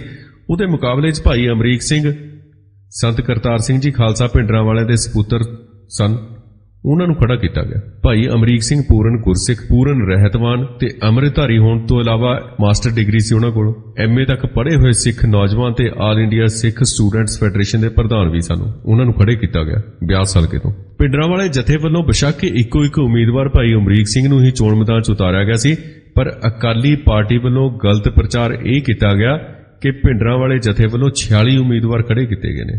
ਸੱਚ ਤਾਂ ਇਹ ਸੀ ਕਿ ਦੂਜੇ ਸਾਰੇ ਉਮੀਦਵਾਰਾਂ 'ਚੋਂ ਕੁਝ ਦਲ ਖਾਲਸਾ ਦੇ ਸਨ, ਕੁਝ ਡਾਕਟਰ ਜਗਜੀਤ ਸਿੰਘ ਚੌਹਾਨ ਦੀ ਇੱਕ ਜਥੇਬੰਦੀ ਦੇ ਸਨ, ਜਿਹੜੇ ਕਿ ਡਾਕਟਰ ਸਾਹਿਬ ਦੇ ਦਿਮਾਗ ਦੀ ਪੈਦਾਵਾਰ ਸੀ, ਤੇ ਬਹੁਤ ਸਾਰੇ ਜਿਹੜੇ ਉਮੀਦਵਾਰ ਬਾਗੀ ਅਕਾਲੀਆਂ 'ਚੋਂ ਸਨ, ਬਗਾਵਤ ਕਰਕੇ ਚੋਣ ਲੜ ਰਹੇ ਸਨ। ਇਹਨਾਂ ਸਾਰਿਆਂ ਨੂੰ ਪੰਥਕ ਟਿਕਟ ਨਾ ਮਿਲਣ ਕਰਕੇ ਉਹਨਾਂ ਨੇ ਆਜ਼ਾਦ ਖੜੇ ਹੋ ਗਏ। ਉਹ ਤਾਂ ਅਕਾਲੀਆਂ ਨੇ ਇਹ ਝੂਠਾ ਪ੍ਰਚਾਰ ਕੀਤਾ ਕਿ ਸੰਤਾਂ ਨੇ 46 ਹਲਕਿਆਂ ਤੋਂ ਆਪਣੇ ਉਮੀਦਵਾਰ ਖੜੇ ਕੀਤੇ ਨੇ, ਜਦਕਿ ਸਿਰਫ ਬਿਆਸ ਹਲਕੇ ਤੋਂ ਉਹਨਾਂ ਨੇ ਭਾਈ ਅਮਰੀਕ ਸਿੰਘ ਜੀ ਨੂੰ ਚੋਣ ਮੈਦਾਨ 'ਚ ਉਤਾਰਿਆ ਸੀ। ਬਿਆਸ ਦੇ ਚੋਣ ਹਲਕੇ 'ਚ ਮੁਕਾਬਲਾ ਬੇਸ਼ੱਕ ਉਮਰਾ ਨੰਗਲ ਤੇ ਭਾਈ ਅਮਰੀਕ ਸਿੰਘ 'ਚ ਹੋ ਰਿਹਾ ਸੀ, ਪਰ ਅਕਾਲੀ ਦਲ ਤੇ ਬਾਦਲ ਨੇ ਇਸ ਸੀਟ ਨੂੰ ਵਕਾਰੀ ਸੀਟ ਕਰਾਰ ਦੇ ਦਿੱਤਾ ਤੇ ਇਹਨੂੰ ਜਿੱਤਣ ਵਾਸਤੇ ਬਾਦਲ ਦੇ ਸਾਰੇ ਵਸੀਲੇ ਇਸ ਦੇ ਵਿੱਚ ਝੋਕੇ ਗਏ, ਇਸ ਲੜਾਈ ਦੇ ਵਿੱਚ, ਇਸ ਚੋਣ ਦੇ ਵਿੱਚ, ਬਿਆਸ ਹਲਕੇ ਦੇ ਵਿੱਚ। ਮੁਕਾਬਲੇ 'ਚ ਸੰਤ ਜਰਨੈਲ ਸਿੰਘ ਖਾਲਸਾ ਨੇ ਵੀ ਆਪਣੇ ਟਿਕੇ ਹੋਏ ਉਮੀਦਵਾਰ ਦੇ ਪ੍ਰਚਾਰ ਲਈ ਜ਼ੋਰ ਲਾਇਆ, ਪਰ ਧਰਮ ਇਮਾਨ ਦਾ ਲੜ ਹੱਥੋਂ ਨਹੀਂ ਛੱਡਿਆ ਉਹਨਾਂ ਨੇ। ਸੰਤਾਂ ਦੇ ਸੇਵਕਾਂ ਤੇ ਸ਼ਰਧਾਲੂਆਂ ਨੇ ਆਪਣੇ ਆਵਾਜਾਈ ਦੇ ਸਾਧਨਾਂ ਰਾਹੀਂ ਘਰੋਂ ਘਰੀ ਜਾ ਕੇ ਭਾਈ ਅਮਰੀਕ ਸਿੰਘ ਲਈ ਵੋਟਾਂ ਮੰਗੀਆਂ ਤੇ ਆਮ ਲੋਕਾਂ 'ਚ ਜਾ ਕੇ ਅਕਾਲੀ ਆਗੂਆਂ ਬਾਰੇ ਜੋ ਸੱਚਾਈ ਸੀ ਉਹਨਾਂ ਨੂੰ ਲੋਕਾਂ ਨੂੰ ਦੱਸੀ। ਤਾਂ ਇੰਜ ਉਸ ਵੇਲੇ ਲੱਗ ਰਿਹਾ ਸੀ ਕਿ ਇਸ ਚੋਣ ਖੇਤਰ 'ਚ ਚੋਣ ਲੜਾਈ ਜੰਗੀ ਪੱਧਰ ਤੇ ਲੜੀ ਜਾ ਰਹੀ ਹੈ। ਲੋਕ ਉਸ ਵੇਲੇ ਕਹਿੰਦੇ ਸਨ ਕਿ ਚੋਣ ਉਮਰਾ ਨੰਗਲ ਤੇ ਭਾਈ ਅਮਰੀਕ ਸਿੰਘ ਨਹੀਂ ਲੜ ਰਹੇ, ਬਲਕਿ ਬਾਦਲ ਤੇ ਸੰਤ ਜਰਨੈਲ ਸਿੰਘ ਲੜ ਰਹੇ ਨੇ। ਸੰਤ ਜੀ ਤਾਂ ਸੰਤ ਹੈ ਹੀ ਸਨ, ਇਸ ਲਈ ਉਹਨਾਂ ਵੱਲੋਂ ਸੱਚਾਈ ਦੇ ਆਧਾਰ ਤੇ ਹੀ ਚੋਣ ਮੁਹਿੰਮ ਚਲਾਈ ਜਾ ਰਹੀ ਸੀ। ਪਰ ਮੁਕਾਬਲੇ 'ਚ ਬਾਦਲ ਸੰਤ ਥੋੜੀ ਹੋ ਸਕਦਾ ਸੀ, ਉਹ ਸਿਆਸਤਦਾਨ ਸੀ, ਲੀਡਰ ਸੀ। ਉਮਰਾ ਨੰਗਲ ਨੂੰ ਜਿਤਾਉਣ ਵਾਸਤੇ ਉਹ ਸਾਰੇ ਜਾਇਜ਼ ਤੇ ਨਜਾਇਜ਼ ਹਰਬੇ ਵਰਤੇ ਜਿਹੜੇ ਉਹ ਵਰਤ ਸਕਦਾ ਸੀ, ਜਿਹਦਾ ਉਹ ਆਦੀ ਹੈ। ਚੋਣ ਨਿਯਮਾਂ ਨੂੰ ਛਿੱਕੇ ਤੇ ਟੰਗ ਕੇ ਚੋਣ ਤੋਂ ਇੱਕ ਦਿਨ ਪਹਿਲਾਂ ਤੱਕ ਨਵੀਆਂ ਵੋਟਾਂ ਬਣਾਈਆਂ ਜਾਂਦੀਆਂ ਰਹੀਆਂ ਉੱਥੇ। ਇੱਕ ਦਿਨ ਪਹਿਲਾਂ ਤੱਕ ਚੋਣ ਪ੍ਰਚਾਰ ਲਈ ਸਰਕਾਰੀ ਵਸੀਲਿਆਂ ਤੇ ਸਰਕਾਰੀ ਮਸ਼ੀਨਰੀ ਦੀ ਵਰਤੋਂ ਖੁੱਲ੍ਹੇ ਤੌਰ ਤੇ ਕੀਤੀ ਜਾਂਦੀ ਰਹੀ ਉੱਥੇ। ਬਾਦਲ ਦੇ ਸਾਰੇ ਅਫਸਰ ਉੱਥੇ ਸਨ। ਮਾਲ ਮਹਿਕਮੇ ਦੇ ਕਰਮਚਾਰੀਆਂ ਰਹੀ ਜਦੋਂ ਵੋਟਰਾਂ ਤੇ ਦਬਾਅ ਪਾਇਆ ਗਿਆ, ਕਿਉਂਕਿ ਬਾਦਲ ਨੇ ਸਪਸ਼ਟ ਤੌਰ ਤੇ ਐਲਾਨ ਕੀਤਾ ਸੀ ਕਿ ਚੋਣ ਲੜਨ ਤੋਂ ਬਾਅਦ ਉਮਰਾ ਨੰਗਲ ਨੂੰ ਮਾਲ ਮਹਿਕਮਾ ਦਿੱਤਾ ਜਾਏਗਾ, ਜਿਹੜਾ ਕਿ ਉਹਦੇ ਕੋਲ ਪਹਿਲਾਂ ਸੀ। ਹਿੰਦੂ ਤੇ ਹਰੀਜਨ ਵਜ਼ੀਰਾਂ ਰਹੀ ਸ਼ਡਿਊਲ ਕਾਸਟ ਸਿੱਖਾਂ ਤੇ ਗੈਰ ਜੱਟ ਸਿੱਖ ਵੋਟਰਾਂ ਤੇ ਅਸਰ ਪਵਾਇਆ ਗਿਆ। ਗੁਪਤ ਆਰਡਰ ਕੀਤੇ ਗਏ ਕਿ ਪੈਟਰੋਲ ਸਟੇਸ਼ਨਾਂ ਦੇ ਮਾਲਕਾਂ ਨੂੰ ਹੁਕਮ ਦਿੱਤਾ ਗਿਆ ਕਿ ਭਿੰਡਰਾਂ ਵਾਲੇ ਸੰਤਾਂ ਦੀਆਂ ਗੱਡੀਆਂ 'ਚ ਪੈਟਰੋਲ ਨਾ ਪਾਇਆ ਜਾਏ। ਸੰਤ ਭਿੰਡਰਾਂ ਵਾਲਿਆਂ ਦਾ ਹਊਆ ਦਿਖਾ ਕੇ ਨਿਰੰਕਾਰੀਆਂ ਦੀਆਂ ਵੋਟਾਂ ਬਣਵਾਈਆਂ ਤੇ ਭੁਗਤਾਈਆਂ ਗਈਆਂ। ਬਿਆਸਾ ਵਾਲੇ ਦੇਹਧਾਰੀ ਗੁਰੂ ਰਾਧਾ ਸੁਆਮੀ ਦੀ, ਉਹ ਰਾਧਾ ਸੁਆਮੀਆਂ ਨੂੰ ਉਹਨਾਂ ਦੇ ਇਲਾਕੇ 'ਚ ਕਾਇਮ ਭਿੰਡਰਾਂ ਵਾਲੇ ਡੇਰੇ ਤੋਂ ਡਰਾ ਕੇ ਭੈਭੀਤ ਕਰਕੇ ਉਮਰਾ ਨੰਗਲ ਨੂੰ ਵੋਟਾਂ ਪਾਉਣ ਲਈ ਕਿਹਾ ਗਿਆ। ਭੈਣੀ ਡੇਰੇ ਤੋਂ ਵੀ ਹੁਕਮ ਲਿਆ ਨਾਮਧਾਰੀਆਂ ਕੋਲੋਂ ਕਿ ਉਮਰਾ ਨੰਗਲ ਦੇ ਹੱਕ 'ਚ ਵੋਟਾਂ ਪਵਾਈਆਂ ਜਾਣ। ਜਿੰਨਾ ਵੀ ਚੋਣ ਸਟਾਫ ਸੀ, ਇਲੈਕਸ਼ਨ ਸਟਾਫ ਜਿੰਨਾ ਵੀ ਸੀ, ਉਹਦੇ ਤੇ ਅਸਰ ਪਾ ਕੇ ਭਾਈ ਅਮਰੀਕ ਸਿੰਘ ਦੀਆਂ ਹਜ਼ਾਰਾਂ ਪੱਕੀਆਂ ਵੋਟਾਂ ਤੇ ਲੀਕਾਂ ਫੇਰੀਆਂ ਗਈਆਂ ਤੇ ਉਮਰਾ ਨੰਗਲ ਦੇ ਹੱਕ 'ਚ ਹਜ਼ਾਰਾਂ ਜਾਲੀ ਵੋਟ ਭੁਗਤਾਏ ਗਏ। ਇਹ ਤਾਂ ਇਸ ਵਰਗੀਆਂ ਹੋਰ ਬਹੁਤ ਬੇਨੇਮੀਆਂ ਕਰਕੇ ਜਥੇਦਾਰ ਉਮਰਾ ਨੰਗਲ ਦੀ ਹਾਰ ਨੂੰ ਜਿੱਤ 'ਚ ਬਦਲਿਆ ਗਿਆ। ਚੋਣ ਨਤੀਜੇ ਦੇ ਸਾਹਮਣੇ ਉਮਰਾ ਨੰਗਲ ਕਾਮਯਾਬ ਤਾਂ ਹੋਇਆ। ਭਾਈ ਅਮਰੀਕ ਸਿੰਘ ਭਾਵੇਂ ਅੰਕੜਿਆਂ ਦੇ ਆਧਾਰ ਤੇ ਹਾਰੇ ਹੋਏ ਕਰਾਰ ਦਿੱਤੇ ਗਏ ਉੱਥੇ, ਪਰ ਇਖਲਾਕੀ ਕਦਰਾਂ ਦੀ ਰੋਸ਼ਨੀ 'ਚ ਜੇ ਦੇਖਿਆ ਜਾਵੇ ਤਾਂ ਬਾਦਲ ਦਾ ਵਕਾਰ ਮਿੱਟੀ 'ਚ ਜ਼ਰੂਰ ਮਿਲ ਗਿਆ ਉੱਥੇ, ਤੇ ਭਿੰਡਰਾਂ ਵਾਲੇ ਸੰਤਾਂ ਦੀ ਘਰ ਘਰ 'ਚ ਜੈ ਜੈਕਾਰ ਹੋ ਗਈ। ਬਿਆਸ 'ਚ ਵੀ ਉਸ ਚੋਣ ਤੋਂ ਬਾਅਦ ਕਾਰਨ ਇਹ ਸੀ ਕਿ ਸਿੱਖ ਸੰਗਤਾਂ ਨੇ ਬਾਦਲ ਧੜੇ ਵੱਲੋਂ ਧਰਮ ਦੇ ਸੋਮੇ ਜਿਹੜੇ ਸਨ ਗੁਰਦੁਆਰਿਆਂ ਤੇ ਕਬਜ਼ਾ ਕਰਨ ਲਈ ਵਰਤੇ ਗਏ ਗੈਰ ਧਾਰਮਿਕ ਤਰੀਕਿਆਂ ਤੇ, ਗੰਦੇ ਹੋਛੇ ਹੱਥਕੰਡਿਆਂ ਤੇ ਸਰਕਾਰੀ ਦਖਲ ਨੂੰ ਬਹੁਤ ਬੁਰਾ ਮੰਨਿਆ। ਪਰ ਮੁਕਾਬਲੇ 'ਚ ਸੰਤ ਭਿੰਡਰਾਂ ਵਾਲਿਆਂ ਵੱਲੋਂ ਧਰਮ ਨੂੰ ਆਧਾਰ ਮੰਨ ਕੇ ਕੀਤੇ ਗਏ ਚੋਣ ਪ੍ਰਚਾਰ ਦਾ ਹਰ ਪਾਸਿਓਂ ਸਵਾਗਤ ਕੀਤਾ ਗਿਆ। 13 ਅਪ੍ਰੈਲ 1978 ਦੀ ਖੂਨੀ ਵਿਸਾਖੀ ਦੀ ਰਾਤ ਤੋਂ ਹੀ ਨਕਲੀ ਨਿਰੰਕਾਰੀਆਂ ਦਾ ਜਿਹੜਾ ਅਖੌਤੀ ਗੁਰੂ ਸੀ ਗੁਰਬਚਨਾ, ਉਹਨੂੰ ਉਦੋਂ ਤੋਂ ਹੀ ਨੀਂਦ ਨਹੀਂ ਸੀ ਆਉਂਦੀ ਹੈਗੀ। ਉਹਨੇ ਆਪਣੇ ਆਲੇ ਦੁਆਲੇ ਹਥਿਆਰਬੰਦ ਬਾਡੀਗਾਰਡਾਂ ਦਾ ਪਹਿਰਾ ਲਵਾ ਲਿਆ। ਸਾਦੇ ਕੱਪੜਿਆਂ 'ਚ ਪੁਲਿਸ ਕਮਾਂਡੋ ਉਸ ਦੇ ਨਾਲ ਰਹਿੰਦੇ ਸਨ। ਉਹਨੂੰ ਦਿਨੇ ਵੀ ਸੰਤ ਭਿੰਡਰਾਂ ਵਾਲਿਆਂ ਦੇ ਤੇ ਅਖੰਡ ਕੀਰਤਨੀ ਜਥੇ ਦੇ ਸਿੰਘਾਂ ਦੇ ਜਿਹੜੇ ਅੰਮ੍ਰਿਤਧਾਰੀ ਸਿੰਘਾਂ ਦੀਆਂ ਸ਼ਕਲਾਂ 'ਚੋਂ ਮੌਤ ਦੇ ਫਰਿਸ਼ਤੇ ਦਿਖਾਈ ਦਿੰਦੇ ਸਨ। ਕਾਨੂੰਨ ਦੀ ਬਾਂਹ ਲੰਬੀ ਤਾਂ ਹੁੰਦੀ ਹੈ, ਕਹਿਣ ਦੀ ਗੱਲ ਹੈ, ਪਰ ਇਹ ਬਾਂਹ ਲੰਬੀ ਹੋਣ ਦੇ ਬਾਵਜੂਦ ਬੇਸ਼ੱਕ ਉਸ ਨੂੰ ਹੱਥ ਪਾ ਸਕਣ ਤੋਂ ਕਾਨੂੰਨ ਡਰਦਾ ਸੀ, ਪਰ ਕਰਨੀ ਕਰਤੂਤ ਦੇ ਫਲ ਨੇ ਉਸ ਨੂੰ ਕੈਦੀ ਨਾ ਹੁੰਦੇ ਹੋਏ ਵੀ ਕੈਦੀ ਬਣਾਤਾ। ਉਹ ਦਿਨੇ ਰਾਤ ਆਪਸੇੜੀ ਕੈਦ ਕਾਰਨ ਆਲੀਸ਼ਾਨ ਬੰਗਲਿਆਂ ਤੇ ਭਵਨਾਂ 'ਚ ਬੰਦ ਹੋ ਕੇ ਰਹਿਣ ਲੱਗ ਪਿਆ। ਜਦੋਂ ਉਹ ਦੌਰਾ ਕਰਨ ਜਾਂਦਾ ਤਾਂ ਆਪਣੀ ਹਿਫਾਜ਼ਤ ਦੇ ਪੂਰੇ ਪ੍ਰਬੰਧ ਕਰਕੇ ਘਰੋਂ ਬਾਹਰ ਨਿਕਲਦਾ। ਉਹਦੇ ਦਿਲ 'ਚ ਹਰ ਵੇਲੇ ਇਹ ਜਿਹੜੀ ਕੰਬਣੀ ਛਿੜੀ ਰਹਿੰਦੀ ਸੀ ਕਿ ਜ਼ਰੂਰ ਕੋਈ ਨਾ ਕੋਈ ਬੰਦਾ ਉਹਦੇ ਪਿੱਛੇ ਲੱਗਿਆ ਹੋਇਆ। ਬਾਦਲ ਸਰਕਾਰ ਨੇ ਅੰਮ੍ਰਿਤਸਰ 'ਚ ਹੋਏ ਕਤਲੇਆਮ ਦੇ ਦੋਸ਼ 'ਚ ਨਰਕਧਾਰੀ ਗੁਰਬਚਨੇ ਤੇ ਅੰਮ੍ਰਿਤਸਰ ਦੀ ਅਦਾਲਤ 'ਚ ਜਿਹੜਾ ਮੁਕੱਦਮਾ ਦਾਇਰ ਕੀਤਾ ਸੀ, ਉਸ ਨੂੰ ਨਰਕਧਾਰੀ ਦੀ ਇੱਕ ਦਰਖਾਸਤ ਸੁਣ ਕੇ ਕਰਨਾਲ ਦੀ ਸੈਸ਼ਨ ਕੋਰਟ 'ਚ ਬਦਲ ਦਿੱਤਾ ਗਿਆ। ਪੰਜਾਬ ਸਰਕਾਰ ਵੱਲੋਂ ਵਕੀਲਾਂ ਦੀ ਧਾੜ ਹੋਣ ਦੇ ਬਾਵਜੂਦ ਉਹ ਆਪਣਾ ਕੇਸ ਠੀਕ ਢੰਗ ਨਾਲ ਜਾਣਬੁੱਝ ਕੇ ਉਹਨਾਂ ਨੇ ਪੇਸ਼ ਨਹੀਂ ਕੀਤਾ ਤੇ ਸਬੂਤਾਂ ਦੀ ਘਾਟ ਤੇ ਚਸ਼ਮਦੀਦ ਗਵਾਹਾਂ ਦੀ ਅਣਹੋਂਦ ਜਾਂ ਉਹਨਾਂ ਦੇ ਬੈਠ ਜਾਣ ਕਾਰਨ ਜਾਂ ਉਹਨਾਂ ਨੂੰ ਗਵਾਹੀਆਂ ਨਾ ਦੇਣ ਦੇ ਦਬਾਅ ਕਾਰਨ ਕਰਨਾਲ ਦੇ ਸੈਸ਼ਨ ਜੱਜ RS ਗੁਪਤਾ ਨੇ 4 ਜਨਵਰੀ 1980 ਨੂੰ ਨਰਕਧਾਰੀ ਗੁਰਬਚਨੇ ਤੇ ਉਹਦੇ 64 ਚੇਲਿਆਂ ਨੂੰ ਬਾਇਜ਼ਤ ਬਰੀ ਕਰ ਦਿੱਤਾ। ਪੰਜਾਬ ਸਰਕਾਰ ਨੇ ਇਸ ਕੇਸ ਦੀ ਅਪੀਲ ਹਾਈ ਕੋਰਟ 'ਚ ਕੀਤੀ ਨਹੀਂ, ਕਰਨੀ ਚਾਹੀਦੀ ਸੀ। ਬਾਦਲ ਦੀ ਸਰਕਾਰ ਸੀ, ਇਸ ਕਰਕੇ ਕੀਤੀ ਨਹੀਂ, ਜਿਸ ਕਰਕੇ ਹਮੇਸ਼ਾ ਲਈ ਇਹ ਮਾਮਲਾ ਬੰਦ ਹੋ ਗਿਆ ਨਕਲੀ ਨਿਰੰਕਾਰੀ ਮੁਖੀ ਦੇ ਬਰੀ ਹੋਣ ਤੇ ਨਿਰੰਕਾਰੀਆਂ ਨੇ ਖੁਸ਼ੀ 'ਚ ਚਾਂਗਣਾ ਪਾਈਆਂ, ਦੀਪਮਾਲਾ ਕੀਤੀ। ਸੰਤ ਭਿੰਡਰਾਂ ਵਾਲਿਆਂ ਨੇ ਨਿਰੰਕਾਰੀ ਬਾਬੇ ਦੀ ਰਿਹਾਈ ਦੀ ਖਬਰ ਲਖੀਮਪੁਰ 'ਚ ਬਹੁਤ ਦੁਖੀ ਹਿਰਦੇ ਨਾਲ ਸੁਣੀ, ਜਿੱਥੇ ਉਹ ਧਰਮ ਪ੍ਰਚਾਰ ਦੌਰੇ ਦੇ ਸਿਲਸਿਲੇ 'ਚ ਗਏ ਹੋਏ ਸਨ। ਬਾਦਲ ਵੱਲੋਂ ਸ਼ਹੀਦਾਂ ਦੇ ਕੇਸ ਬਾਰੇ ਵਰਤੀ ਗਈ ਲਾਪਰਵਾਹੀ ਕਾਰਨ ਹੋਈ ਨਿਰੰਕਾਰੀ ਮੁਖੀ ਦੀ ਰਿਹਾਈ ਨਾਲ ਸਿਰਫ ਸੰਤ ਜਰਨੈਲ ਸਿੰਘ ਨੂੰ ਨਹੀਂ, ਸਗੋਂ ਸਮੁੱਚੇ ਸਿੱਖ ਜਗਤ ਨੂੰ ਬਹੁਤ ਸਦਮਾ ਪਹੁੰਚਿਆ। ਕਰਨਾਲ ਦੀ ਅਦਾਲਤ ਦੇ ਫੈਸਲੇ ਤੋਂ ਬਾਅਦ ਇਹ ਨਿਰੰਕਾਰੀ ਬਾਬੇ ਦੇ ਚੇਲਿਆਂ ਨੇ ਇਹ ਸਮਝਿਆ ਹੋਵੇਗਾ ਕਿ ਬਾਬੇ ਦੇ ਸਿਰ ਤੋਂ ਹੋਣੀ ਟਲ ਗਈ ਹੈ, ਪਰ ਅਸਲ 'ਚ ਉਸ ਦਿਨ ਤੋਂ ਬਾਬੇ ਦੇ ਸਿਰ ਤੇ ਹੋਣੀ ਅਸਲ 'ਚ ਕੁੱਕਣੀ ਸ਼ੁਰੂ ਹੋ ਗਈ। ਉਹਦੇ ਸਿਰ ਤੇ ਹੋਣੀ ਕਰਨਾਲ ਦੀ ਕੋਰਟ ਨੇ ਉਸ ਨੂੰ ਬੇਸ਼ੱਕ ਬਰੀ ਕਰਤਾ, ਪਰ ਸ੍ਰੀ ਅਕਾਲ ਤਖਤ ਸਾਹਿਬ ਦੀ ਅਦਾਲਤ ਨੇ ਉਸ ਨੂੰ ਬਰੀ ਨਹੀਂ ਸੀ ਕੀਤਾ। ਰੱਬੀ ਕਾਨੂੰਨ ਤੇ ਇਲਾਹੀ ਇਨਸਾਫ ਨੇ ਉਸ ਨੂੰ ਬਰੀ ਨਹੀਂ ਸੀ ਕੀਤਾ। ਹੁਕਮਨਾਮਾ ਸੀ ਜਿਹੜਾ ਸ੍ਰੀ ਅਕਾਲ ਤਖਤ ਸਾਹਿਬ ਦਾ ਬਾਦ ਦਸਤੂਰ ਕਾਇਮ ਚੱਲਿਆ ਆ ਰਿਹਾ ਸੀ, ਤੇ ਉਹ ਰੋਸ ਵੀ ਅਜੇ ਉਸੇ ਤਰ੍ਹਾਂ ਕਾਇਮ ਸੀ ਜਿਹੜਾ ਬਾਣ ਲੱਗਣ ਤੋਂ ਬਾਅਦ 13 ਅਪ੍ਰੈਲ 1978 ਨੂੰ ਸਿੱਖ ਹਿਰਦਿਆਂ ਵਿੱਚ ਜਾਗਿਆ ਸੀ। ਦੂਜੇ ਪਾਸੇ ਨਿਰੰਕਾਰੀ ਬਾਬੇ ਗੁਰਬਚਨੇ ਨੇ ਜਿਹੜੀ ਉਸ ਨੂੰ ਬਰੀ ਕਰਨ ਦੀ ਕਾਰਵਾਈ ਹੋਈ ਸੀ ਅਦਾਲਤ ਵੱਲੋਂ, ਉਹਦੇ ਜਸ਼ਨ ਮਨਾਉਣ ਲਈ ਪੂਰੇ ਮੁਲਕ ਦਾ ਦੌਰਾ ਸ਼ੁਰੂ ਕਰਤਾ। ਯੂਪੀ ਤੋਂ ਸ਼ੁਰੂ ਹੋ ਕੇ ਉਸਨੇ ਬਿਹਾਰ, ਬੰਗਾਲ, ਮੱਧ ਪ੍ਰਦੇਸ਼, ਮਹਾਰਾਸ਼ਟਰ, ਕਰਨਾਟਕ ਤੇ ਆਂਧਰਾ ਪ੍ਰਦੇਸ਼ ਹੁੰਦੇ ਹੋਏ ਮਦਰਾਸ ਤੱਕ ਪਹੁੰਚਣਾ ਸੀ। ਜਦੋਂ ਗੁਰਬਚਨਾ ਆਜ਼ਮਗੜ੍ਹ ਪਹੁੰਚਿਆ ਤਾਂ ਉਸ ਥਾਂ ਤੇ ਸਿੱਖਾਂ ਨੇ ਜ਼ਬਰਦਸਤ ਰੋਸ ਮੁਜ਼ਾਹਰਾ ਕਰਕੇ ਉਹਦੇ ਪਹਿਲੇ ਸਵਾਗਤ ਦੀ ਯਾਦ ਤਾਜ਼ਾ ਕਰਵਾਤੀ। ਇਹ ਵਿਜੇ ਯਾਤਰਾ ਨਾਮ ਤੇ ਚੱਲ ਰਿਹਾ ਸੀ ਇਹਦਾ ਪ੍ਰੋਗਰਾਮ ਬਾਬੇ ਗੁਰਬਚਨੇ ਦਾ। ਇਹ ਵਿਜੇ ਯਾਤਰਾ ਦੇ ਦੌਰਾਨ 18 ਮਾਰਚ 1980 ਨੂੰ ਗੁਰਬਚਨੇ ਨੇ ਦੁਰਗ ਪਹੁੰਚ ਕੇ ਇੱਕ ਅਖੌਤੀ ਸਤਸੰਗ ਕੀਤਾ। ਦੂਜੇ ਦਿਨ 19 ਮਾਰਚ 1980 ਨੂੰ ਜਦੋਂ ਉਸਨੇ ਕਾਰਾਂ ਦੇ ਕਾਫਲੇ 'ਚ ਸ਼ਾਮਲ ਹੋ ਕੇ ਦੁਰਗ ਤੋਂ ਭਲਾਈ ਨਗਰ ਨੂੰ ਚਾਲੇ ਪਾਏ ਤਾਂ ਰਸਤੇ 'ਚ ਇੱਕ ਟਰੱਕ ਨੇ ਯਮਦੂਤ ਦਾ ਰੂਪ ਧਾਰ ਕੇ ਉਹਦੀ ਕਾਰ 'ਚ ਟੱਕਰ ਮਾਰੀ। ਰੱਬ ਦੀ ਕੁਦਰਤ, ਉਹ ਆਪਣੀ ਕਾਰ 'ਚ ਸਵਾਰ ਹੀ ਨਹੀਂ ਸੀ ਹੈਗਾ। ਮੌਤ ਨਾਲ ਲੁਕਣ ਮਿੱਟੀ ਖੇਡ ਰਿਹਾ ਸੀ। ਉਹਨੇ ਆਪਣੀ ਕਾਰ ਬਦਲੀ ਹੋਈ ਸੀ, ਮੌਤ ਨਾਲ ਲੁਕਣ ਮਿੱਟੀ ਖੇਡ ਰਿਹਾ ਸੀ, ਇਸ ਲਈ ਉਹ ਯਮਦੂਤ ਦੇ ਹੱਥਾਂ 'ਚੋਂ ਬਚ ਕੇ ਨਿਕਲ ਗਿਆ। ਪਰ ਉਹਦੀ ਕਾਰ 'ਚ ਉਹਦੀ ਪਰਮ ਪਿਆਰੀ ਚੇਲੀ ਇੱਕ ਸੁਦੇਸ਼ ਨੀਲਮ ਸਫ਼ਰ ਕਰ ਰਹੀ ਸੀ, ਜਿਹੜੀ ਕਾਰ ਟਰੱਕ 'ਚ ਸਖਤ ਜ਼ਖਮੀ ਹੋ ਗਈ। ਟਰੱਕ ਡਰਾਈਵਰ ਨੇ ਜਦੋਂ ਦੇਖਿਆ ਕਿ ਬਾਬਾ ਆਪਣੀ ਕਾਰ 'ਚ ਮੌਜੂਦ ਹੀ ਨਹੀਂ ਹੈ, ਉਹਨੂੰ ਹੋਰ ਵੀ ਗੁੱਸਾ ਆਇਆ। ਜ਼ਖਮੀ ਹੋ ਚੁੱਕੀ ਜਿਹੜੀ ਨੀਲਮ ਬੀਬੀ ਸੀ ਉਹਨੂੰ ਗੋਲੀ ਮਾਰ ਕੇ ਪਾਰ ਬੁਲਾਤਾ ਤੇ ਫਰਾਰ ਹੋ ਗਿਆ। ਇਹ ਨਿਰੰਕਾਰੀ ਬਾਬੇ ਨੂੰ ਧੁਰ ਦਾ ਟਿਕਟ ਫੜਾਉਣ ਲਈ ਕੀਤਾ ਗਿਆ ਦੂਜਾ ਵਾਰ ਵੀ ਖਾਲੀ ਗਿਆ। ਇੱਥੇ ਦੱਸਣਾ ਬਣਦਾ ਹੈ ਕਿ ਇਸ ਤੋਂ ਪਹਿਲਾਂ 26 ਸਤੰਬਰ 1978 ਨੂੰ ਕਾਨਪੁਰ ਦੇ ਸਿੱਖਾਂ ਨੇ ਨੌਜਵਾਨ ਕਾਂਗਰਸੀ ਨੇਤਾ ਸਰਦਾਰ ਕੁਲਵੰਤਜੀਤ ਸਿੰਘ ਗਿੱਲ ਦੀ ਅਗਵਾਈ ਥੱਲੇ ਨਿਰੰਕਾਰੀ ਬਾਬੇ ਨੂੰ ਗੱਡੀ ਚੜਾਉਣ ਦਾ ਯਤਨ ਕੀਤਾ ਸੀ। ਉਹ ਫੇਲ ਹੋ ਗਿਆ ਸੀ। ਇਹ ਦੂਜਾ ਹਮਲਾ ਸੀ। ਦੁਰਗ 'ਚ ਹੋਏ ਨਿਰੰਕਾਰੀ ਬਾਬੇ ਤੇ ਹਮਲੇ ਦੇ ਦੋਸ਼ 'ਚ ਦੁਰਗ ਦੇ ਇੱਕ ਪ੍ਰਸਿੱਧ ਲੀਡਰ ਤੇ ਬਹੁਤ ਵੱਡੇ ਟਰਾਂਸਪੋਰਟਰ ਸਰਦਾਰ ਸੁੱਚਾ ਸਿੰਘ ਢਿੱਲੋਂ ਤੇ ਟੱਕਰ ਮਾਰਨ ਵਾਲੇ ਟਰੱਕ ਦੇ ਮਾਲਕ ਸਰਦਾਰ ਅਵਤਾਰ ਸਿੰਘ ਨੂੰ ਗ੍ਰਿਫਤਾਰ ਕੀਤਾ ਗਿਆ। ਉਹਨਾਂ ਨੇ ਸਮੇਤ ਦੁਰਗ ਨਿਵਾਸੀ 15 ਸਿੱਖਾਂ ਤੇ ਮੁਕੱਦਮਾ ਚੱਲਿਆ ਤੇ ਸਿਵਾਏ ਇੱਕ ਤੋਂ ਬਾਕੀ ਸਾਰੇ ਬਾਇਜ਼ਤ ਬਰੀ ਕਰ ਦਿੱਤੇ ਗਏ। ਬਰੀ ਹੋ ਜਾਣ ਤੋਂ ਬਾਅਦ ਸਿੱਖ ਸੂਰਬੀਰਾਂ ਦੀ ਇਹ ਟੀਮ ਸ੍ਰੀ ਦਰਬਾਰ ਸਾਹਿਬ ਅੰਮ੍ਰਿਤਸਰ ਮੱਥਾ ਟੇਕਣ ਗਈ ਤੇ ਉੱਥੇ ਇਹਨਾਂ ਨੇ ਗੁਰੂ ਨਾਨਕ ਨਿਵਾਸ 'ਚ ਪਹੁੰਚ ਕੇ ਸੰਤ ਜਰਨੈਲ ਸਿੰਘ ਖਾਲਸਾ ਭਿੰਡਰਾਂ ਵਾਲਿਆਂ ਪਾਸੋਂ ਖਾਸ ਤੌਰ ਤੇ ਅਸ਼ੀਰਵਾਦ ਹਾਸਲ ਕੀਤਾ ਸੀ।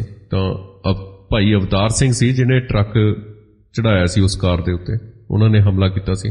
ਸੋ 2 ਵਾਰ ਤਾਂ ਹੋਣੀ ਦੇ ਵਾਰ ਤੋਂ ਨਿਰੰਕਾਰੀ ਬਾਬਾ ਬਚ ਗਿਆ, ਪਰ ਤੀਜਾ ਵਾਰ ਸਿੱਖ ਕੌਮ ਦਾ ਨਾਮ ਉਸੇ ਤਰ੍ਹਾਂ ਰੋਸ਼ਨ ਕਰ ਗਿਆ ਜਿਵੇਂ ਭਾਈ ਸੁੱਖਾ ਸਿੰਘ ਮਹਿਤਾਬ ਸਿੰਘ ਨੇ ਕੀਤਾ ਸੀ। ਤੀਜਾ ਵਾਰ ਖਾਲੀ ਨਹੀਂ ਗਿਆ। 24 ਅਪ੍ਰੈਲ 1980 ਉਹ ਭਾਗਾਂ ਭਰਿਆ ਦਿਨ, ਮਹਾਨ ਦਿਨ। ਉਹਦੀ ਰਾਤ ਨੂੰ 11:30 ਵਜੇ ਨਿਰੰਕਾਰੀ ਬਾਬਾ ਗੁਰਬਚਨਾ ਨਿਰੰਕਾਰੀ ਭਵਨ 'ਚ, ਜਿੱਥੇ ਉਹ ਆਪਣੇ ਪਰਿਵਾਰ ਦੇ ਨਾਲ ਰਹਿੰਦਾ ਸੀ, ਸੰਗਤ ਲਈ ਇੱਕ ਰਾਖਵੀਂ ਰਿਹਾਇਸ਼ ਦੇ ਇੱਕ ਕਮਰੇ 'ਚੋਂ ਕੁਝ ਬੰਦਿਆਂ ਨੇ ਗੋਲੀਆਂ ਮਾਰ ਕੇ ਉਹਨੂੰ ਮਾਰਤਾ। ਸੰਗਤ ਲਈ ਇੱਕ ਉਹਦੇ ਨਾਲ ਰਿਹਾਇਸ਼ ਰੱਖੀ ਹੋਈ ਸੀ ਰਾਖਵੀਂ। ਇਹ ਗੋਲੀਆਂ ਉਸ ਵੇਲੇ ਚਲਾਈਆਂ ਗਈਆਂ ਜਦੋਂ ਬਾਬੇ ਦੀ ਕਾਰ ਮੇਨ ਗੇਟ ਰਾਹੀਂ ਉਹਦੇ ਭਵਨ ਦੇ ਅੰਦਰ ਦਾਖਲ ਹੋਈ। ਬਾਬਾ ਮੁਲਤਾਨੀ ਢਾਂਡੇ ਦੇ ਸਤਸੰਗ ਤੋਂ ਸਤਸੰਗੀਆਂ ਨੂੰ ਪ੍ਰਵਚਨ ਸੁਣਾ ਕੇ ਵਾਪਸ ਆਇਆ ਸੀ। ਕਾਰ 'ਚ ਉਸਨੇ ਉਹਦੇ ਨਾਲ ਡਰਾਈਵਰ ਤੋਂ ਬਿਨਾਂ ਉਹਦੀ ਪਤਨੀ ਕੁਲਵੰਤ, ਬਾਡੀਗਾਰਡ ਪ੍ਰਤਾਪ ਵੀ ਸੀ ਉਹਦੇ ਨਾਲ, ਜਿਹਨੂੰ ਬਾਬੇ ਨੇ ਨਿਰੰਕਾਰੀ ਸੇਵਾ ਦਲ ਦਾ ਕਮਾਂਡਰ ਇਨ ਚੀਫ ਬਣਾਇਆ ਹੋਇਆ ਸੀ। ਕੁਲਵੰਤ ਨੇ ਜਦੋਂ ਗੋਲੀਆਂ ਦੀ ਆਵਾਜ਼ ਸੁਣੀ ਤਾਂ ਦੌੜ ਕੇ ਕੋਠੀ ਦੇ ਅੰਦਰ ਚਲੀ ਗਈ। ਉਸਨੇ ਪਿੱਛੇ ਮੁੜ ਕੇ ਹੀ ਨਹੀਂ ਦੇਖਿਆ ਕਿ ਉਹਦਾ ਪਤੀ ਪਰਮੇਸ਼ਰ ਦਾ ਕੀ ਹਾਲ ਹੈ, ਜਿਉਂਦਾ ਵੀ ਹੈ ਜਾਂ ਮਰ ਗਿਆ। ਤਾਂ ਉਹਨਾਂ ਬੰਦਿਆਂ ਵੱਲੋਂ ਚਲਾਈਆਂ ਗਈਆਂ ਗੋਲੀਆਂ ਤੇ ਹੈਂਡ ਗ੍ਰਨੇਡ ਨੇ ਬਾਬੇ ਤੇ ਬਾਬੇ ਦੇ ਬਾਡੀਗਾਰਡ ਨੂੰ ਕਾਰ 'ਚੋਂ ਬਾਹਰ ਨਿਕਲਦੇ ਹੀ ਭੁੰਨ ਕੇ ਰੱਖਦਾ ਤੇ ਬਾਬੇ ਦਾ ਬਾਡੀਗਾਰਡ ਕਾਰ 'ਚੋਂ ਨਿਕਲਦੇ ਹੀ ਡਿੱਗ ਪਏ ਉੱਥੇ ਸਿੰਘਾਂ ਦੇ ਪੈਰਾਂ 'ਚ। ਉਹ ਭੁੰਜੇ ਡਿੱਗ ਕੇ ਮਿੰਟਾਂ 'ਚ ਹੀ ਪ੍ਰਲੋਕ ਸਿਧਾਰ ਕੇ ਇਹ ਭਾਣਾ ਇੱਕ ਅਜਿਹੀ ਸਕੀਮ ਨਾਲ ਵਰਤਾਇਆ ਗਿਆ ਕਿ ਮੌਕੇ ਤੇ ਉਹ ਸਿੰਘਾਂ ਦੀ ਕੋਈ ਉਗ ਸੁਗ ਹੀ ਨਹੀਂ ਨਿਕਲ ਸਕੀ ਕਿ ਉਹ ਕੌਣ ਸਨ, ਕਿੰਨੇ ਸਨ ਤੇ ਫਰਾਰ ਹੋ ਕੇ ਗਏ ਕਿੱਥੇ, ਨਿਕਲ ਕਿੱਥੇ ਗਏ। ਇਹ ਗੱਲ ਅਜੇ ਤੱਕ ਭੇਦ ਬਣੀ ਹੋਈ ਹੈ। ਬਾਅਦ 'ਚ ਇਸ ਕਤਲ 'ਚ ਭਾਈ ਰਣਜੀਤ ਸਿੰਘ ਤੇ ਭਾਈ ਕਾਬਲ ਸਿੰਘ ਦੇ ਨਾਮ ਸਾਹਮਣੇ ਆਉਂਦੇ ਨੇ। ਗੁਰਬਚਨੇ ਤੇ ਉਸਦੇ ਬਾਡੀਗਾਰਡ ਪ੍ਰਤਾਪ ਦੇ ਕਤਲ ਬਾਰੇ ਨਿਰੰਕਾਰੀ ਮੰਡਲ ਦੇ ਉਸ ਵੇਲੇ ਦੇ ਮੰਨੇ ਪਰਮੰਨੇ ਲੀਡਰ ਉਹਨੇ FIR ਲਿਖਵਾਈ, ਜਿਹਦੇ 'ਚ ਸਪਸ਼ਟ ਤੌਰ ਤੇ ਇਹ ਲਿਖਵਾਇਆ ਗਿਆ ਕਿ ਇਹ ਕਤਲ ਸੰਤ ਜਰਨੈਲ ਸਿੰਘ ਭਿੰਡਰਾਂ ਵਾਲਿਆਂ ਵੱਲੋਂ ਕਰਵਾਇਆ ਗਿਆ। ਇਸ ਕਤਲकांड 'ਚ ਸੰਤ ਭਿੰਡਰਾਂ ਵਾਲੇ, ਉਹਨਾਂ ਦੇ ਭਰਾ ਸਰਦਾਰ ਜਗੀਰ ਸਿੰਘ ਤੇ ਹੋਰ ਕਈ ਸੇਵਕਾਂ ਨੂੰ ਫਸਾਇਆ ਗਿਆ ਨਾਲ, ਪਰ ਪੁਲਿਸ ਨੇ ਜਿਹੜੀ ਪੜਤਾਲ ਕੀਤੀ ਉਹਦੇ 'ਚ ਕੋਈ ਦੋਸ਼ ਸਾਬਤ ਹੀ ਨਾ ਹੋਇਆ। ਸੰਤ ਜਰਨੈਲ ਸਿੰਘ ਭਿੰਡਰਾਂ ਵਾਲਿਆਂ ਤੋਂ ਪੁੱਛ ਪੜਤਾਲ ਕਰਨ ਲਈ ਕੇਂਦਰੀ ਖੁਫੀਆ ਏਜੰਸੀਆਂ, CBI ਤੇ ਹੋਰ ਕਾਫੀ ਏਜੰਸੀਆਂ, ਉਹ CBI ਦੇ DIG ਸ਼ੇਖਰ ਤੇ ਇੱਕ ਹੋਰ ਜਿਹੜਾ ਸੀਨੀਅਰ ਅਧਿਕਾਰੀ ਸੀ ਉਹ ਅੰਮ੍ਰਿਤਸਰ ਆਏ। 5 ਮਈ 1980 ਨੂੰ ਸ਼੍ਰੋਮਣੀ ਗੁਰਦੁਆਰਾ ਪ੍ਰਬੰਧਕ ਕਮੇਟੀ ਅੰਮ੍ਰਿਤਸਰ ਦੇ ਹੈੱਡਕੁਆਰਟਰ ਤੇਜਾ ਸਿੰਘ ਸਮੁੰਦਰੀ ਹਾਲ 'ਚ ਕਮੇਟੀ ਦੇ ਪ੍ਰਧਾਨ ਟੌੜੇ ਦੀ ਹਾਜ਼ਰੀ 'ਚ ਇਹਨਾਂ ਅਫਸਰਾਂ ਨੇ ਸੰਤ ਜਰਨੈਲ ਸਿੰਘ ਜੀ ਕੋਲੋਂ ਪੁੱਛਗਿੱਛ ਕੀਤੀ, ਕਈ ਉਲਟੇ ਸਿੱਧੇ ਸਵਾਲ ਕੀਤੇ, ਪਰ ਸਿਵਾਏ ਆਪਣੀ ਡਿਊਟੀ ਨਿਭਾ ਕੇ ਦਿੱਲੀ ਵਾਪਸ ਜਾਣ ਤੋਂ ਉਹਨਾਂ ਦੇ ਅਫਸਰਾਂ ਦੇ ਅੱਲੇ ਪੱਲੇ ਕੁਝ ਨਹੀਂ ਪਿਆ। ਆਲ ਇੰਡੀਆ ਸਿੱਖ ਸਟੂਡੈਂਟਸ ਫੈਡਰੇਸ਼ਨ ਦੇ ਪ੍ਰਧਾਨ ਭਾਈ ਅਮਰੀਕ ਸਿੰਘ ਨੇ ਇਹ ਮਹਿਸੂਸ ਕੀਤਾ ਕਿ ਕਿਧਰੇ ਕੇਂਦਰੀ ਜਾਂ ਪੰਜਾਬ ਦੀ ਸਰਕਾਰ ਸੰਤ ਜਰਨੈਲ ਸਿੰਘ ਜੀ ਨੂੰ ਪਰੇਸ਼ਾਨ ਕਰਨ ਲਈ ਗ੍ਰਿਫਤਾਰ ਕਰਕੇ ਸਿੰਘਾਂ ਦੀ ਅਣਖ ਤੇ ਸਿੱਖ ਨੌਜਵਾਨਾਂ ਦੀ ਜਵਾਨੀ ਨੂੰ ਚੈਲੰਜ ਨਾ ਕਰ ਦੇਵੇ। ਇਹਨਾਂ ਸਰਕਾਰਾਂ ਦੇ ਜਿਹੜੇ ਮਨਸੂਬੇ ਬਣ ਰਹੇ ਸਨ ਇਹਨਾਂ ਦੇ ਦਿਮਾਗ ਦੇ ਵਿੱਚ, ਜਾਂ ਇਹਨਾਂ ਦੇ ਅਫਸਰ ਮੀਟਿੰਗਾਂ ਕਰਕੇ ਜੋ ਸਿਫਾਰਿਸ਼ਾਂ ਕਰ ਰਹੇ ਸਨ, ਉਹਨਾਂ ਦਾ ਜਵਾਬ ਦੇਣਾ ਬਹੁਤ ਜ਼ਰੂਰੀ ਸੀ, ਜਵਾਬ ਦੇਣਾ ਬਣਦਾ ਸੀ, ਦੇਣਾ ਚਾਹੀਦਾ ਸੀ। ਇਹ ਸੋਚ ਕੇ ਨੌਜਵਾਨ ਨੇਤਾ ਭਾਈ ਅਮਰੀਕ ਸਿੰਘ ਨੇ ਸੰਤ ਭਿੰਡਰਾਂ ਵਾਲਿਆਂ ਦੀ ਸੰਭਾਵਤ ਜਿਹੜੀ ਗ੍ਰਿਫਤਾਰੀ ਦੇ ਵਿਰੁੱਧ ਪ੍ਰੋਟੈਸਟ ਜਲੂਸ ਕੱਢਣ ਦਾ ਪ੍ਰੋਗਰਾਮ ਬਣਾ ਲਿਆ। 7 ਜੂਨ 1980 ਨੂੰ ਭਾਈ ਅਮਰੀਕ ਸਿੰਘ ਦੀ ਅਗਵਾਈ ਹੇਠ ਸਿੱਖ ਨੌਜਵਾਨਾਂ ਨੇ, ਸਿੱਖ ਸੂਰਬੀਰਾਂ ਨੇ ਸੰਤ ਜਰਨੈਲ ਸਿੰਘ ਖਾਲਸਾ ਭਿੰਡਰਾਂ ਵਾਲਿਆਂ ਦੀ ਜਿਹੜੀ ਗ੍ਰਿਫਤਾਰੀ ਦੀ ਸੰਭਾਵਨਾ ਦੇ ਵਿਰੁੱਧ ਅੰਮ੍ਰਿਤਸਰ 'ਚ ਮਸ਼ਾਲਾਂ ਬਾਲ ਕੇ ਇੱਕ ਬਹੁਤ ਵੱਡਾ ਜਲੂਸ ਕੱਢਿਆ, ਜਿਸ ਦਾ ਸਪਸ਼ਟ ਸੰਕੇਤ ਇਹ ਸੀ ਕਿ ਜੇ ਸੰਤ ਭਿੰਡਰਾਂ ਵਾਲਿਆਂ ਨੂੰ ਹੱਥ ਪਾਉਣ ਦੀ ਕੋਸ਼ਿਸ਼ ਕੀਤੀ ਗਈ ਜਾਂ ਹੱਥ ਪਾਇਆ ਗਿਆ ਤਾਂ ਉਹ ਦਿੱਲੀ ਸਾੜ ਕੇ ਸਵਾਹ ਕਰ ਦੇਣਗੇ। ਸਿੱਖ ਵਿਦਿਆਰਥੀਆਂ ਦੀ ਜਥੇਬੰਦੀ ਨੇ ਆਪਣੇ ਪ੍ਰਧਾਨ ਭਾਈ ਅਮਰੀਕ ਸਿੰਘ ਦੀ ਅਗਵਾਈ ਥੱਲੇ ਸੰਤ ਜਰਨੈਲ ਸਿੰਘ ਭਿੰਡਰਾਂ ਵਾਲਿਆਂ ਦੀ ਮਸ਼ਕੂਕ ਗ੍ਰਿਫਤਾਰੀ ਦੇ ਖਿਲਾਫ ਪੰਜਾਬ ਭਰ 'ਚ ਰੋਸ ਮੁਜ਼ਾਹਰੇ ਜਥੇਬੰਦ ਕੀਤੇ। ਜਿਨ੍ਹਾਂ ਥਾਵਾਂ ਤੇ ਰੋਸ ਪ੍ਰਗਟ ਕੀਤਾ ਗਿਆ ਉਹਨਾਂ 'ਚੋਂ ਜਲੰਧਰ, ਚੰਡੀਗੜ੍ਹ, ਲੁਧਿਆਣਾ, ਪਟਿਆਲਾ, ਮੋਗਾ, ਬਠਿੰਡਾ, ਤਰਨਤਾਰਨ, ਖੇਮਕਰਨ, ਪੱਟੀ, ਕਾਦੀਆਂ, ਗੁਰਦਾਸਪੁਰ, ਜੰਮੂ ਤੇ ਬਾਬਾ ਬਕਾਲਾ, ਇਹਨਾਂ ਸ਼ਹਿਰਾਂ ਦੇ ਵਿੱਚ, ਇਹਨਾਂ ਪਿੰਡਾਂ ਦੇ ਵਿੱਚ, ਇਹਨਾਂ ਕਸਬਿਆਂ ਦੇ ਵਿੱਚ ਰੋਸ ਮੁਜ਼ਾਹਰੇ ਕੀਤੇ ਗਏ, ਪ੍ਰਭਾਵਸ਼ਾਲੀ, ਬਹੁਤ ਜ਼ਬਰਦਸਤ। ਇਸ ਸਬੰਧ ਦੇ ਵਿੱਚ 20 ਜੁਲਾਈ 1980 ਨੂੰ ਇੰਡੀਆ ਦੀ ਰਾਜਧਾਨੀ ਦਿੱਲੀ 'ਚ ਸਿੱਖ ਪੰਥ ਦਾ ਪ੍ਰਤੀਨਿਧ ਇੱਕ ਬਹੁਤ ਵੱਡਾ ਜਲੂਸ ਕੱਢਿਆ ਗਿਆ ਤੇ ਕੇਂਦਰ ਸਰਕਾਰ ਨੂੰ ਇਹ ਵਾਰਨਿੰਗ ਦਿੱਤੀ ਗਈ ਜੇ ਸੰਤ ਭਿੰਡਰਾਂ ਵਾਲਿਆਂ ਨੂੰ ਕੋਈ ਨੁਕਸਾਨ ਪਹੁੰਚਿਆ ਤਾਂ ਇਸ ਦੀ ਪੂਰੀ ਜ਼ਿੰਮੇਵਾਰੀ ਕੇਂਦਰ ਸਰਕਾਰ ਦੇ ਸਿਰ ਤੇ ਹੋਵੇਗੀ। ਇਹਨਾਂ ਸਾਰੇ ਰੋਸ ਮੁਜ਼ਾਹਰਿਆਂ ਦਾ ਹੀ ਨਤੀਜਾ ਸੀ ਕਿ ਕੇਂਦਰੀ ਗ੍ਰਹਿ ਮੰਤਰੀ ਗਿਆਨੀ ਜ਼ੈਲ ਸਿੰਘ ਨੇ ਨਿਰੰਕਾਰੀ ਬਾਬੇ ਦੇ ਕਤਲ ਦੇ ਸੰਬੰਧੀ ਸਾਰਾ ਮਾਮਲਾ ਠੱਪ ਕਰ ਦੇਣਾ ਜ਼ਰੂਰੀ ਸਮਝਿਆ। ਤਾਂ ਉਸ ਵੇਲੇ ਦੇ ਗ੍ਰਹਿ ਮੰਤਰੀ ਗਿਆਨੀ ਜ਼ੈਲ ਸਿੰਘ ਨੇ ਲੋਕ ਸਭਾ ਤੇ ਰਾਜ ਸਭਾ 'ਚ ਬਿਆਨ ਵੀ ਦਿੱਤਾ। ਇੱਕ ਕੀ ਬਿਆਨ ਦਿੱਤਾ ਜ਼ੈਲ ਸਿੰਘ ਨੇ? ਜ਼ੈਲ ਸਿੰਘ ਲੋਕ ਸਭਾ ਤੇ ਰਾਜ ਸਭਾ 'ਚ ਕਹਿੰਦਾ ਕਿ ਨਿਰੰਕਾਰੀ ਬਾਬਾ ਗੁਰਬਚਨ ਸਿੰਘ ਦੇ ਕਤਲ ਦੇ ਸਿਲਸਿਲੇ 'ਚ ਸੰਤ ਜਰਨੈਲ ਸਿੰਘ ਭਿੰਡਰਾਂ ਵਾਲਿਆਂ ਦਾ ਕੋਈ ਸਬੰਧ ਸਾਬਤ ਨਹੀਂ ਕੀਤਾ ਜਾ ਸਕਿਆ। ਇਸ ਲਈ ਸੰਤ ਜਰਨੈਲ ਸਿੰਘ ਜੀ ਬੇਕਸੂਰ ਹਨ ਅਤੇ ਸਰਕਾਰ ਉਹਨਾਂ ਨੂੰ ਗ੍ਰਿਫਤਾਰ ਕਰਨ ਦਾ ਕੋਈ ਇਰਾਦਾ ਨਹੀਂ ਰੱਖਦੀ। ਇਸ ਲਈ ਭਿੰਡਰਾਂ ਵਾਲੇ ਸੰਤ ਭਾਰਤ ਦੇ ਕਿਸੇ ਹਿੱਸੇ 'ਚ ਵੀ ਧਰਮ ਪ੍ਰਚਾਰ ਕਰਨ ਵਾਸਤੇ ਜਾ ਸਕਦੇ ਨੇ। 1 ਮਈ 1981 ਨੂੰ ਆਲ ਇੰਡੀਆ ਸਿੱਖ ਸਟੂਡੈਂਟਸ ਫੈਡਰੇਸ਼ਨ ਨੇ ਅੰਮ੍ਰਿਤਸਰ ਸ਼ਹਿਰ 'ਚੋਂ ਪਾਨ, ਬੀੜੀ, ਸਿਗਰਟ ਦੀਆਂ ਦੁਕਾਨਾਂ ਬਾਹਰ ਕਢਵਾ ਕੇ ਹਿੰਦੂਆਂ ਦੇ ਤੀਰਥ ਸਥਾਨਾਂ ਹਰਿਦੁਆਰ ਤੇ ਕਾਸ਼ੀ ਵਾਂਗ ਅੰਮ੍ਰਿਤਸਰ ਸ਼ਹਿਰ ਨੂੰ ਵੀ ਪਵਿੱਤਰ ਸ਼ਹਿਰ ਦਾ ਦਰਜਾ ਦਿਵਾਉਣ ਲਈ ਆਵਾਜ਼ ਬੁਲੰਦ ਕੀਤੀ। ਇਹ ਮੰਗ ਇਸ ਤੋਂ ਪਹਿਲਾਂ ਸਿੱਖ ਧਰਮ ਦੇ ਮੁਖੀਆਂ ਦੀ ਮੀਟਿੰਗ 'ਚ ਰੱਖੀ ਗਈ, ਜਿਹੜੀ ਇਸੇ ਦਿਨ ਸਿੰਘ ਸਾਹਿਬ ਜਥੇਦਾਰ ਗੁਰਦਿਆਲ ਸਿੰਘ ਅਜਨੋਹਾ ਦੇ ਘਰ ਕੀਤੀ ਗਈ ਸੀ। ਇਸ ਮੀਟਿੰਗ 'ਚ ਸਿੰਘ ਸਾਹਿਬ ਤੋਂ ਇਲਾਵਾ ਟੌੜਾ, ਸੰਤ ਜਰਨੈਲ ਸਿੰਘ ਜੀ ਖਾਲਸਾ ਭਿੰਡਰਾਂ ਵਾਲੇ, ਭਾਈ ਅਮਰੀਕ ਸਿੰਘ ਜੀ ਤੇ ਸਰਦਾਰ ਹਰਮਿੰਦਰ ਸਿੰਘ ਸੰਧੂ ਜਿਹੜੇ ਜਨਰਲ ਸਕੱਤਰ ਸਨ ਆਲ ਇੰਡੀਆ ਸਿੱਖ ਸਟੂਡੈਂਟਸ ਫੈਡਰੇਸ਼ਨ ਦੇ, ਇਹ ਸ਼ਾਮਲ ਹੋਏ। ਅਸੂਲੀ ਤੌਰ ਤੇ ਇਹ ਮੰਨ ਲਿਆ ਗਿਆ ਸੀ ਕਿ ਗੁਰੂ ਕੀ ਨਗਰੀ ਨੂੰ ਪਵਿੱਤਰ ਬਣਾਉਣ ਲਈ ਸ਼ਹਿਰੀ ਹਿੰਦੂਆਂ ਨੂੰ ਵੀ ਨਾਲ ਭਰੋਸੇ 'ਚ ਲੈਣਾ ਚਾਹੀਦਾ ਹੈ ਤੇ ਇਸ ਤੋਂ ਬਾਅਦ ਅਗਲੀ ਮੀਟਿੰਗ 3 ਮਈ ਨੂੰ ਰੱਖ ਲਈ ਗਈ। 3 ਮਈ 1981 ਦੀ ਮੀਟਿੰਗ 'ਚ ਸਾਰੀਆਂ ਹੀ ਸਿੱਖ ਸੰਸਥਾਵਾਂ ਤੇ ਸਿੱਖ ਸੰਪਰਦਾਵਾਂ ਦੇ ਜਿਹੜੇ ਮੋਹਰੀ ਬੰਦੇ ਸਨ ਉਹ ਸ਼ਾਮਲ ਹੋਏ ਤੇ ਇਸ ਮੀਟਿੰਗ 'ਚ 11 ਮੈਂਬਰੀ ਕਮੇਟੀ ਕਾਇਮ ਕੀਤੀ ਗਈ, ਜਿਸ ਨੂੰ ਅੰਮ੍ਰਿਤਸਰ ਸ਼ਹਿਰ 'ਚੋਂ ਬੀੜੀਆਂ, ਸਿਗਰਟਾਂ ਤੇ ਤੰਬਾਕੂ ਦੀ ਸੇਲ ਬੰਦ ਕਰਾਉਣ ਲਈ ਜਿਹੜੇ ਜ਼ਰੂਰੀ ਕਦਮ ਸਨ, ਜ਼ਰੂਰੀ ਪ੍ਰਬੰਧ ਸਨ, ਉਹ ਕਰਾਉਣ ਦਾ ਜ਼ਿੰਮਾ ਲਾਇਆ ਗਿਆ। ਤੰਬਾਕੂ ਹਟਾਓ ਕਮੇਟੀ 'ਚ ਲੌਂਗੋਵਾਲ ਅਕਾਲੀ ਦਲ, ਤਲਵੰਡੀ ਅਕਾਲੀ ਦਲ, ਗੁਰਦੁਆਰਾ ਪ੍ਰਬੰਧਕ ਕਮੇਟੀ, ਚੀਫ ਖਾਲਸਾ ਦੀਵਾਨ ਤੇ ਸਿੱਖ ਸਟੂਡੈਂਟਸ ਫੈਡਰੇਸ਼ਨ ਦੇ ਨੁਮਾਇੰਦੇ ਸ਼ਾਮਲ ਕੀਤੇ ਗਏ। ਇਹਨਾਂ ਦਿਨਾਂ 'ਚ ਭਿੰਡਰਾਂ ਵਾਲੇ ਸੰਤ ਸ੍ਰੀ ਹਜੂਰ ਸਾਹਿਬ ਦੀ ਯਾਤਰਾ ਦਾ ਪ੍ਰੋਗਰਾਮ ਬਣਾ ਚੁੱਕੇ ਸਨ ਪਹਿਲਾਂ ਹੀ, ਇਸ ਲਈ ਉਹ ਸਿਗਰਟ, ਬੀੜੀ, ਤੰਬਾਕੂ ਹਟਾਓ ਤਹਿਰੀਕ ਦਾ ਸਾਰਾ ਭਾਰ ਭਾਈ ਅਮਰੀਕ ਸਿੰਘ ਤੇ ਸਰਦਾਰ ਹਰਮਿੰਦਰ ਸਿੰਘ ਸੰਧੂ ਦੇ ਮੋਢਿਆਂ ਤੇ ਸੁੱਟ ਕੇ ਆਪ ਜਥੇ ਸਮੇਤ ਯਾਤਰਾ ਕਰਨ ਚਲੇ ਗਏ ਤੇ ਸੰਤਾਂ ਦੀ ਗੈਰ ਹਾਜ਼ਰੀ 'ਚ ਸਿੱਖ ਵਿਦਿਆਰਥੀ ਜਿਹੜੇ ਮੁਖੀ ਸਨ, ਪ੍ਰਧਾਨ ਸਨ, ਜਨਰਲ ਸਕੱਤਰ ਸਨ, ਉਹਨਾਂ ਨੇ ਜਿੱਥੇ ਅੰਮ੍ਰਿਤਸਰ ਸ਼ਹਿਰ ਦੀ ਪਵਿੱਤਰਤਾ ਲਈ ਜ਼ਿਲ੍ਹੇ ਦੇ ਪ੍ਰਸ਼ਾਸਕ ਡੀਸੀ ਨੂੰ ਚਿੱਠੀ ਪੱਤਰ ਕੀਤਾ, ਉੱਥੇ ਇਸ ਪਵਿੱਤਰ ਕਾਰਜ ਦੀ ਪੂਰਤੀ ਲਈ ਅੰਮ੍ਰਿਤਸਰ 'ਚ 31 ਮਈ ਨੂੰ ਇੱਕ ਬਹੁਤ ਵੱਡਾ ਜਲੂਸ ਕੱਢਣ ਦਾ ਫੈਸਲਾ ਵੀ ਕਰ ਲਿਆ। ਭਾਈ ਅਮਰੀਕ ਸਿੰਘ ਤੇ ਸਰਦਾਰ ਹਰਮਿੰਦਰ ਸਿੰਘ ਸੰਧੂ ਨੇ 31 ਮਈ ਨੂੰ ਬਹੁਤ ਵੱਡੇ ਜਲੂਸ ਤੇ ਪ੍ਰਭਾਵਸ਼ਾਲੀ ਪ੍ਰਦਰਸ਼ਨ ਲਈ ਜ਼ੋਰਦਾਰ ਤਿਆਰੀਆਂ ਸ਼ੁਰੂ ਕਰ ਦਿੱਤੀਆਂ ਤੇ ਇਹਦੇ ਨਾਲ ਹੀ ਸਿੱਖ ਨੌਜਵਾਨਾਂ ਤੇ ਸਿੱਖ ਸੰਗਤਾਂ ਨੂੰ 31 ਮਈ ਨੂੰ ਅੰਮ੍ਰਿਤਸਰ ਪਹੁੰਚਣ ਦਾ ਸੱਦਾ ਵੀ ਦੇ ਦਿੱਤਾ। ਤਾਂ ਹਾਲਾਤ ਜਿਹੜੇ ਜਿਸ ਤਰੀਕੇ ਨਾਲ ਬਣੇ ਹੋਏ ਸਨ, ਤਣਾਅ ਬਣਿਆ ਹੋਇਆ ਸੀ, ਉਹਨੂੰ ਮਹਿਸੂਸ ਕਰਦਿਆਂ, ਉਸ ਨੂੰ ਸਾਹਮਣੇ ਰੱਖਦਿਆਂ ਇੱਕ ਅੰਮ੍ਰਿਤਸਰ ਦੇ ਡਿਪਟੀ ਕਮਿਸ਼ਨਰ ਨੇ 25 ਮਈ 1981 ਨੂੰ ਹਿੰਦੂ ਤੇ ਸਿੱਖ ਲੀਡਰਾਂ ਦੀ ਇੱਕ ਸਾਂਝੀ ਮੀਟਿੰਗ ਬੁਲਾ ਲਈ। ਆਪਣੇ ਘਰ ਹੀ ਉਹਨੇ ਬੁਲਾਈ ਇਹ ਮੀਟਿੰਗ। ਇਸ ਮੀਟਿੰਗ 'ਚ ਡੀਸੀ, ਐਸਐਸਪੀ ਤੇ ਇਹ ਤੋਂ ਬਿਨਾਂ ਭਾਈ ਅਮਰੀਕ ਸਿੰਘ ਤੇ ਸਰਦਾਰ ਹਰਮਿੰਦਰ ਸਿੰਘ ਸੰਧੂ ਤੇ ਹਿੰਦੂਆਂ ਵੱਲੋਂ ਗੋਪੀ ਚੰਦ ਭਾਟੀਆ ਤੇ ਦੁਰਗਿਆਣਾ ਮੰਦਰ ਦਾ ਜਿਹੜਾ ਕਮੇਟੀ ਦਾ ਭੋਲਾਨਾਥ ਦਿਲਾਵਰੀ, ਆਰੀਆ ਸਭਾ ਦਾ ਓਪੀ ਪ੍ਰਭਾਕਰ ਤੇ ਰਾਮ ਪ੍ਰਕਾਸ਼ ਸੇਠ, ਇਹ ਲੋਕ ਉੱਥੇ ਸ਼ਾਮਲ ਹੋਏ।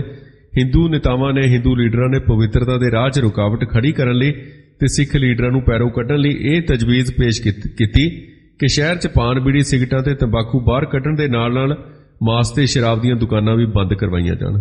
ਤਾਂ ਭਾਈ ਅਮਰੀਕ ਸਿੰਘ ਤੇ ਉਸ ਦੇ ਜਿਹੜੇ ਨਾਲ ਸਿੱਖ ਲੀਡਰ ਸਨ, ਹਰਮਿੰਦਰ ਸਿੰਘ ਸੰਧੂ ਤੇ ਹੋਰ ਸਾਥੀ ਲੋਕ, ਉਹਨਾਂ ਨੇ ਇਸ ਤਜਵੀਜ਼ ਨੂੰ ਜਾਇਜ਼ ਕਰਾਰ ਦਿੰਦਿਆਂ ਤੁਰੰਤ ਪ੍ਰਵਾਨ ਕਰ ਲਿਆ, ਕਹਿੰਦੇ ਵੀ ਠੀਕ ਹੈ।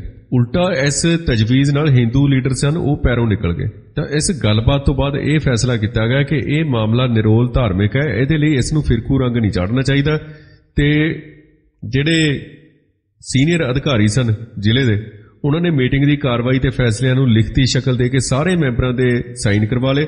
ਸਾਰੀ ਜਿਹੜੀ ਡਾਕੂਮੈਂਟ ਸੀ ਉਹਦੇ 'ਚ ਦਰਜ ਕੀਤਾ ਗਿਆ, ਉਹ ਦਸਤਾਵੇਜ਼ 'ਚ ਲਿਖਿਆ ਗਿਆ ਕਿ ਇਹ ਕਮੇਟੀ ਅੰਮ੍ਰਿਤਸਰ ਸ਼ਹਿਰ ਦੀ ਪਵਿੱਤਰਤਾ ਨੂੰ ਸਾਹਮਣੇ ਰੱਖਦਿਆਂ ਇਹ ਮੰਗ ਕਰਦੀ ਹੈ ਕਿ ਸ਼ਹਿਰ ਦੀ ਚਾਰ ਦੀਵਾਰੀ 'ਚ ਸਿਗਰਟ, ਬੀੜੀ, ਤੰਬਾਕੂ ਤੇ ਮੀਟ ਸ਼ਰਾਬ ਦੀ ਸੇਲ ਤੇ ਵਰਤੋਂ ਤੇ ਪੂਰੇ ਤੌਰ ਤੇ ਪਾਬੰਦੀ ਲਾਈ ਜਾਏ। ਸਿੱਖ ਵਿਦਿਆਰਥੀ ਲੀਡਰਾਂ ਨੇ ਹਿੰਦੂ ਲੀਡਰਾਂ ਰਾਹੀਂ ਹਿੰਦੂ ਵੀਰਾਂ ਨੂੰ ਵੀ ਸੱਦਾ ਦਿੱਤਾ ਕਿ ਉਹ 31 ਮਈ ਨੂੰ ਸ਼ਹਿਰ ਦੀ ਪਵਿੱਤਰਤਾ ਲਈ ਕੱਢੇ ਜਾ ਰਹੇ ਜਲੂਸ 'ਚ ਸਿੱਖਾਂ ਦੇ ਮੋਢੇ ਨਾਲ ਮੋਢਾ ਜੋੜ ਕੇ ਚੱਲਣ। ਹਿੰਦੂ ਲੀਡਰਾਂ ਨੇ ਸਿੱਖ ਲੀਡਰਾਂ ਦੀ ਇਹ ਬੇਨਤੀ ਮੰਨ ਲਈ। 31 ਮਈ ਨੂੰ ਸ਼ਹਿਰ ਦੀ ਪਵਿੱਤਰਤਾ ਲਈ ਇਹ ਜਲੂਸ ਕੱਢਿਆ ਜਾਣਾ ਸੀ। 29 ਮਈ 1981 ਨੂੰ ਦੁਪਹਿਰ ਬਾਅਦ ਸਿੱਖ ਲੀਡਰਾਂ ਦੀ ਹੈਰਾਨੀ ਦੀ ਕੋਈ ਹੱਦ ਨਾ ਰਹੀ ਜਦੋਂ ਉਹਨਾਂ ਨੂੰ ਇਹ ਪਤਾ ਲੱਗਿਆ ਕਿ ਸ਼ਹਿਰ 'ਚ ਹਿੰਦੂਆਂ ਨੇ ਸਿੱਖਾਂ ਦੇ ਵਿਰੁੱਧ ਭੜਕਾਊ ਜਲੂਸ ਕੱਢਿਆ। ਇਹ 1 ਲੱਖ ਤੋਂ ਵੱਧ ਸਨ ਹਿੰਦੂ ਤੇ ਇਹਨਾਂ ਦੀ ਅਗਵਾਈ ਸੀ ਜਿਹੜੀ ਉਹ ਜਨਸੰਘੀ ਲੀਡਰ ਆਰਐਸਐਸ ਦਾ ਬੰਦਾ ਕਰ ਰਿਹਾ ਸੀ ਤੇ ਕਾਂਗਰਸ ਦੇ ਬੰਦੇ ਵੀ ਸਨ ਲੀਡਰ ਇਹਦੇ 'ਚ ਸ਼ਾਮਲ। ਸਿੱਖ ਲੀਡਰਾਂ ਨੂੰ ਦੱਸਿਆ ਗਿਆ ਕਿ ਜਲੂਸ 'ਚ ਹਿੰਦੂ ਛੋਕਰੇ ਸਿੱਖੀ ਵਿਰੋਧੀ ਹਰਕਤਾਂ ਕਰ ਰਹੇ ਸਨ ਤੇ ਸਿੱਖਾਂ ਨੂੰ ਚੜਾਉਣ ਵਾਲੇ ਨਾਅਰੇ ਲਾ ਰਹੇ ਸਨ। ਕੱਛ ਕੜਾ ਕਿਰਪਾਨ, ਇਹਨੂੰ ਭੇਜੋ ਪਾਕਿਸਤਾਨ, ਦੁਖੀ ਤਿੱਖੀ ਰਹਿਣ ਨਹੀਂ ਦੇਣੀ, ਨੱਕ ਤੇ ਮੱਖੀ ਬਹਿਣ ਨਹੀਂ ਦੇਣੀ, ਸਿਰ ਤੇ ਪਗੜੀ ਰਹਿਣ ਨਹੀਂ ਦੇਣੀ, ਸਿਗਰਟ ਬੀੜੀ ਪੀਏਂਗੇ, ਸ਼ਾਨ ਸੇ ਜੀਏਂਗੇ, ਏਦਾਂ ਦੇ ਨਾਅਰੇ ਲਾ ਰਹੇ ਸੀ ਇਹ। ਤਾਂ ਇਸ ਤੋਂ ਇਲਾਵਾ ਸਿੱਖ ਹਿਰਦਿਆਂ ਨੂੰ ਸੱਟ ਮਾਰਨ ਲਈ ਜਲੂਸ 'ਚ ਸ਼ਾਮਲ ਕੁਝ ਲੋਕਾਂ ਨੇ ਨੰਗੀਆਂ ਕਿਰਪਾਨਾਂ ਦੀਆਂ ਨੋਕਾਂ ਤੇ ਸਿਗਰਟਾਂ ਤੇ ਬੀੜੀਆਂ ਦੀਆਂ ਡੱਬੀਆਂ ਟੰਗੀਆਂ ਹੋਈਆਂ ਸਨ। ਸਿੱਖ ਨੌਜਵਾਨਾਂ ਦੇ ਹਿਰਦੇ ਉਸ ਪੰਥ ਦੇ ਸ਼ੇਰ ਦਿਲ ਜਰਨੈਲ ਸੰਤ ਜਰਨੈਲ ਸਿੰਘ ਜੀ ਖਾਲਸਾ ਭਿੰਡਰਾਂ ਵਾਲੇ ਸ਼੍ਰੀ ਹਜ਼ੂਰ ਸਾਹਿਬ ਦੀ ਯਾਤਰਾ ਕਰਨ ਪਿੱਛੋਂ ਜਦੋਂ ਵਾਪਸ ਅੰਮ੍ਰਿਤਸਰ ਪਹੁੰਚੇ ਤਾਂ ਉਹਨਾਂ ਨੂੰ ਇਸ ਸਾਰੀ ਗੱਲ ਦਾ ਬਹੁਤ ਦੁੱਖ ਲੱਗਾ। ਹਿੰਦੂ ਫਿਰਕਾ ਪ੍ਰਸਤਾਂ ਦੀ, ਹਿੰਦੂ ਕੱਟੜਵਾਦੀਆਂ ਦੀ ਇਹ ਕਰਤੂਤ ਦੇਖ ਕੇ ਉਹਨਾਂ ਦਾ ਹਿਰਦਾ ਤੜਪ ਉੱਠਿਆ। ਤਾਂ ਉਹਨਾਂ ਨੇ ਫੈਸਲਾ ਕਰ ਲਿਆ ਕਿ ਜਿਹੜੀ ਭਾਜੀ ਹਿੰਦੂ ਵੀਰਾਂ ਨੇ ਚੜ੍ਹਾਈ ਹੈ ਉਹ 31 ਮਈ ਨੂੰ 21/31 ਦੇ ਕੇ ਮੋੜ ਦੇਣਗੇ। ਸੋ ਸੰਤ ਜੀ ਨੇ 31 ਮਈ ਦਾ ਤੰਬਾਕੂ ਵਿਰੋਧੀ ਪ੍ਰੋਟੈਸਟ ਜਲੂਸ ਸੀ ਉਹਨੂੰ ਸਫਲ ਕਰਨ ਲਈ ਪਿੰਡੋਂ ਪਿੰਡ ਘੁੰਮਣਾ ਸ਼ੁਰੂ ਕਰ ਦਿੱਤਾ ਤੇ ਰਾਤ ਦਿਨ ਇੱਕ ਕਰਕੇ 31 ਮਈ ਨੂੰ ਅੰਮ੍ਰਿਤਸਰ ਵੇਲੇ ਸਿਰੋਂ ਪਹੁੰਚ ਵੀ ਗਏ।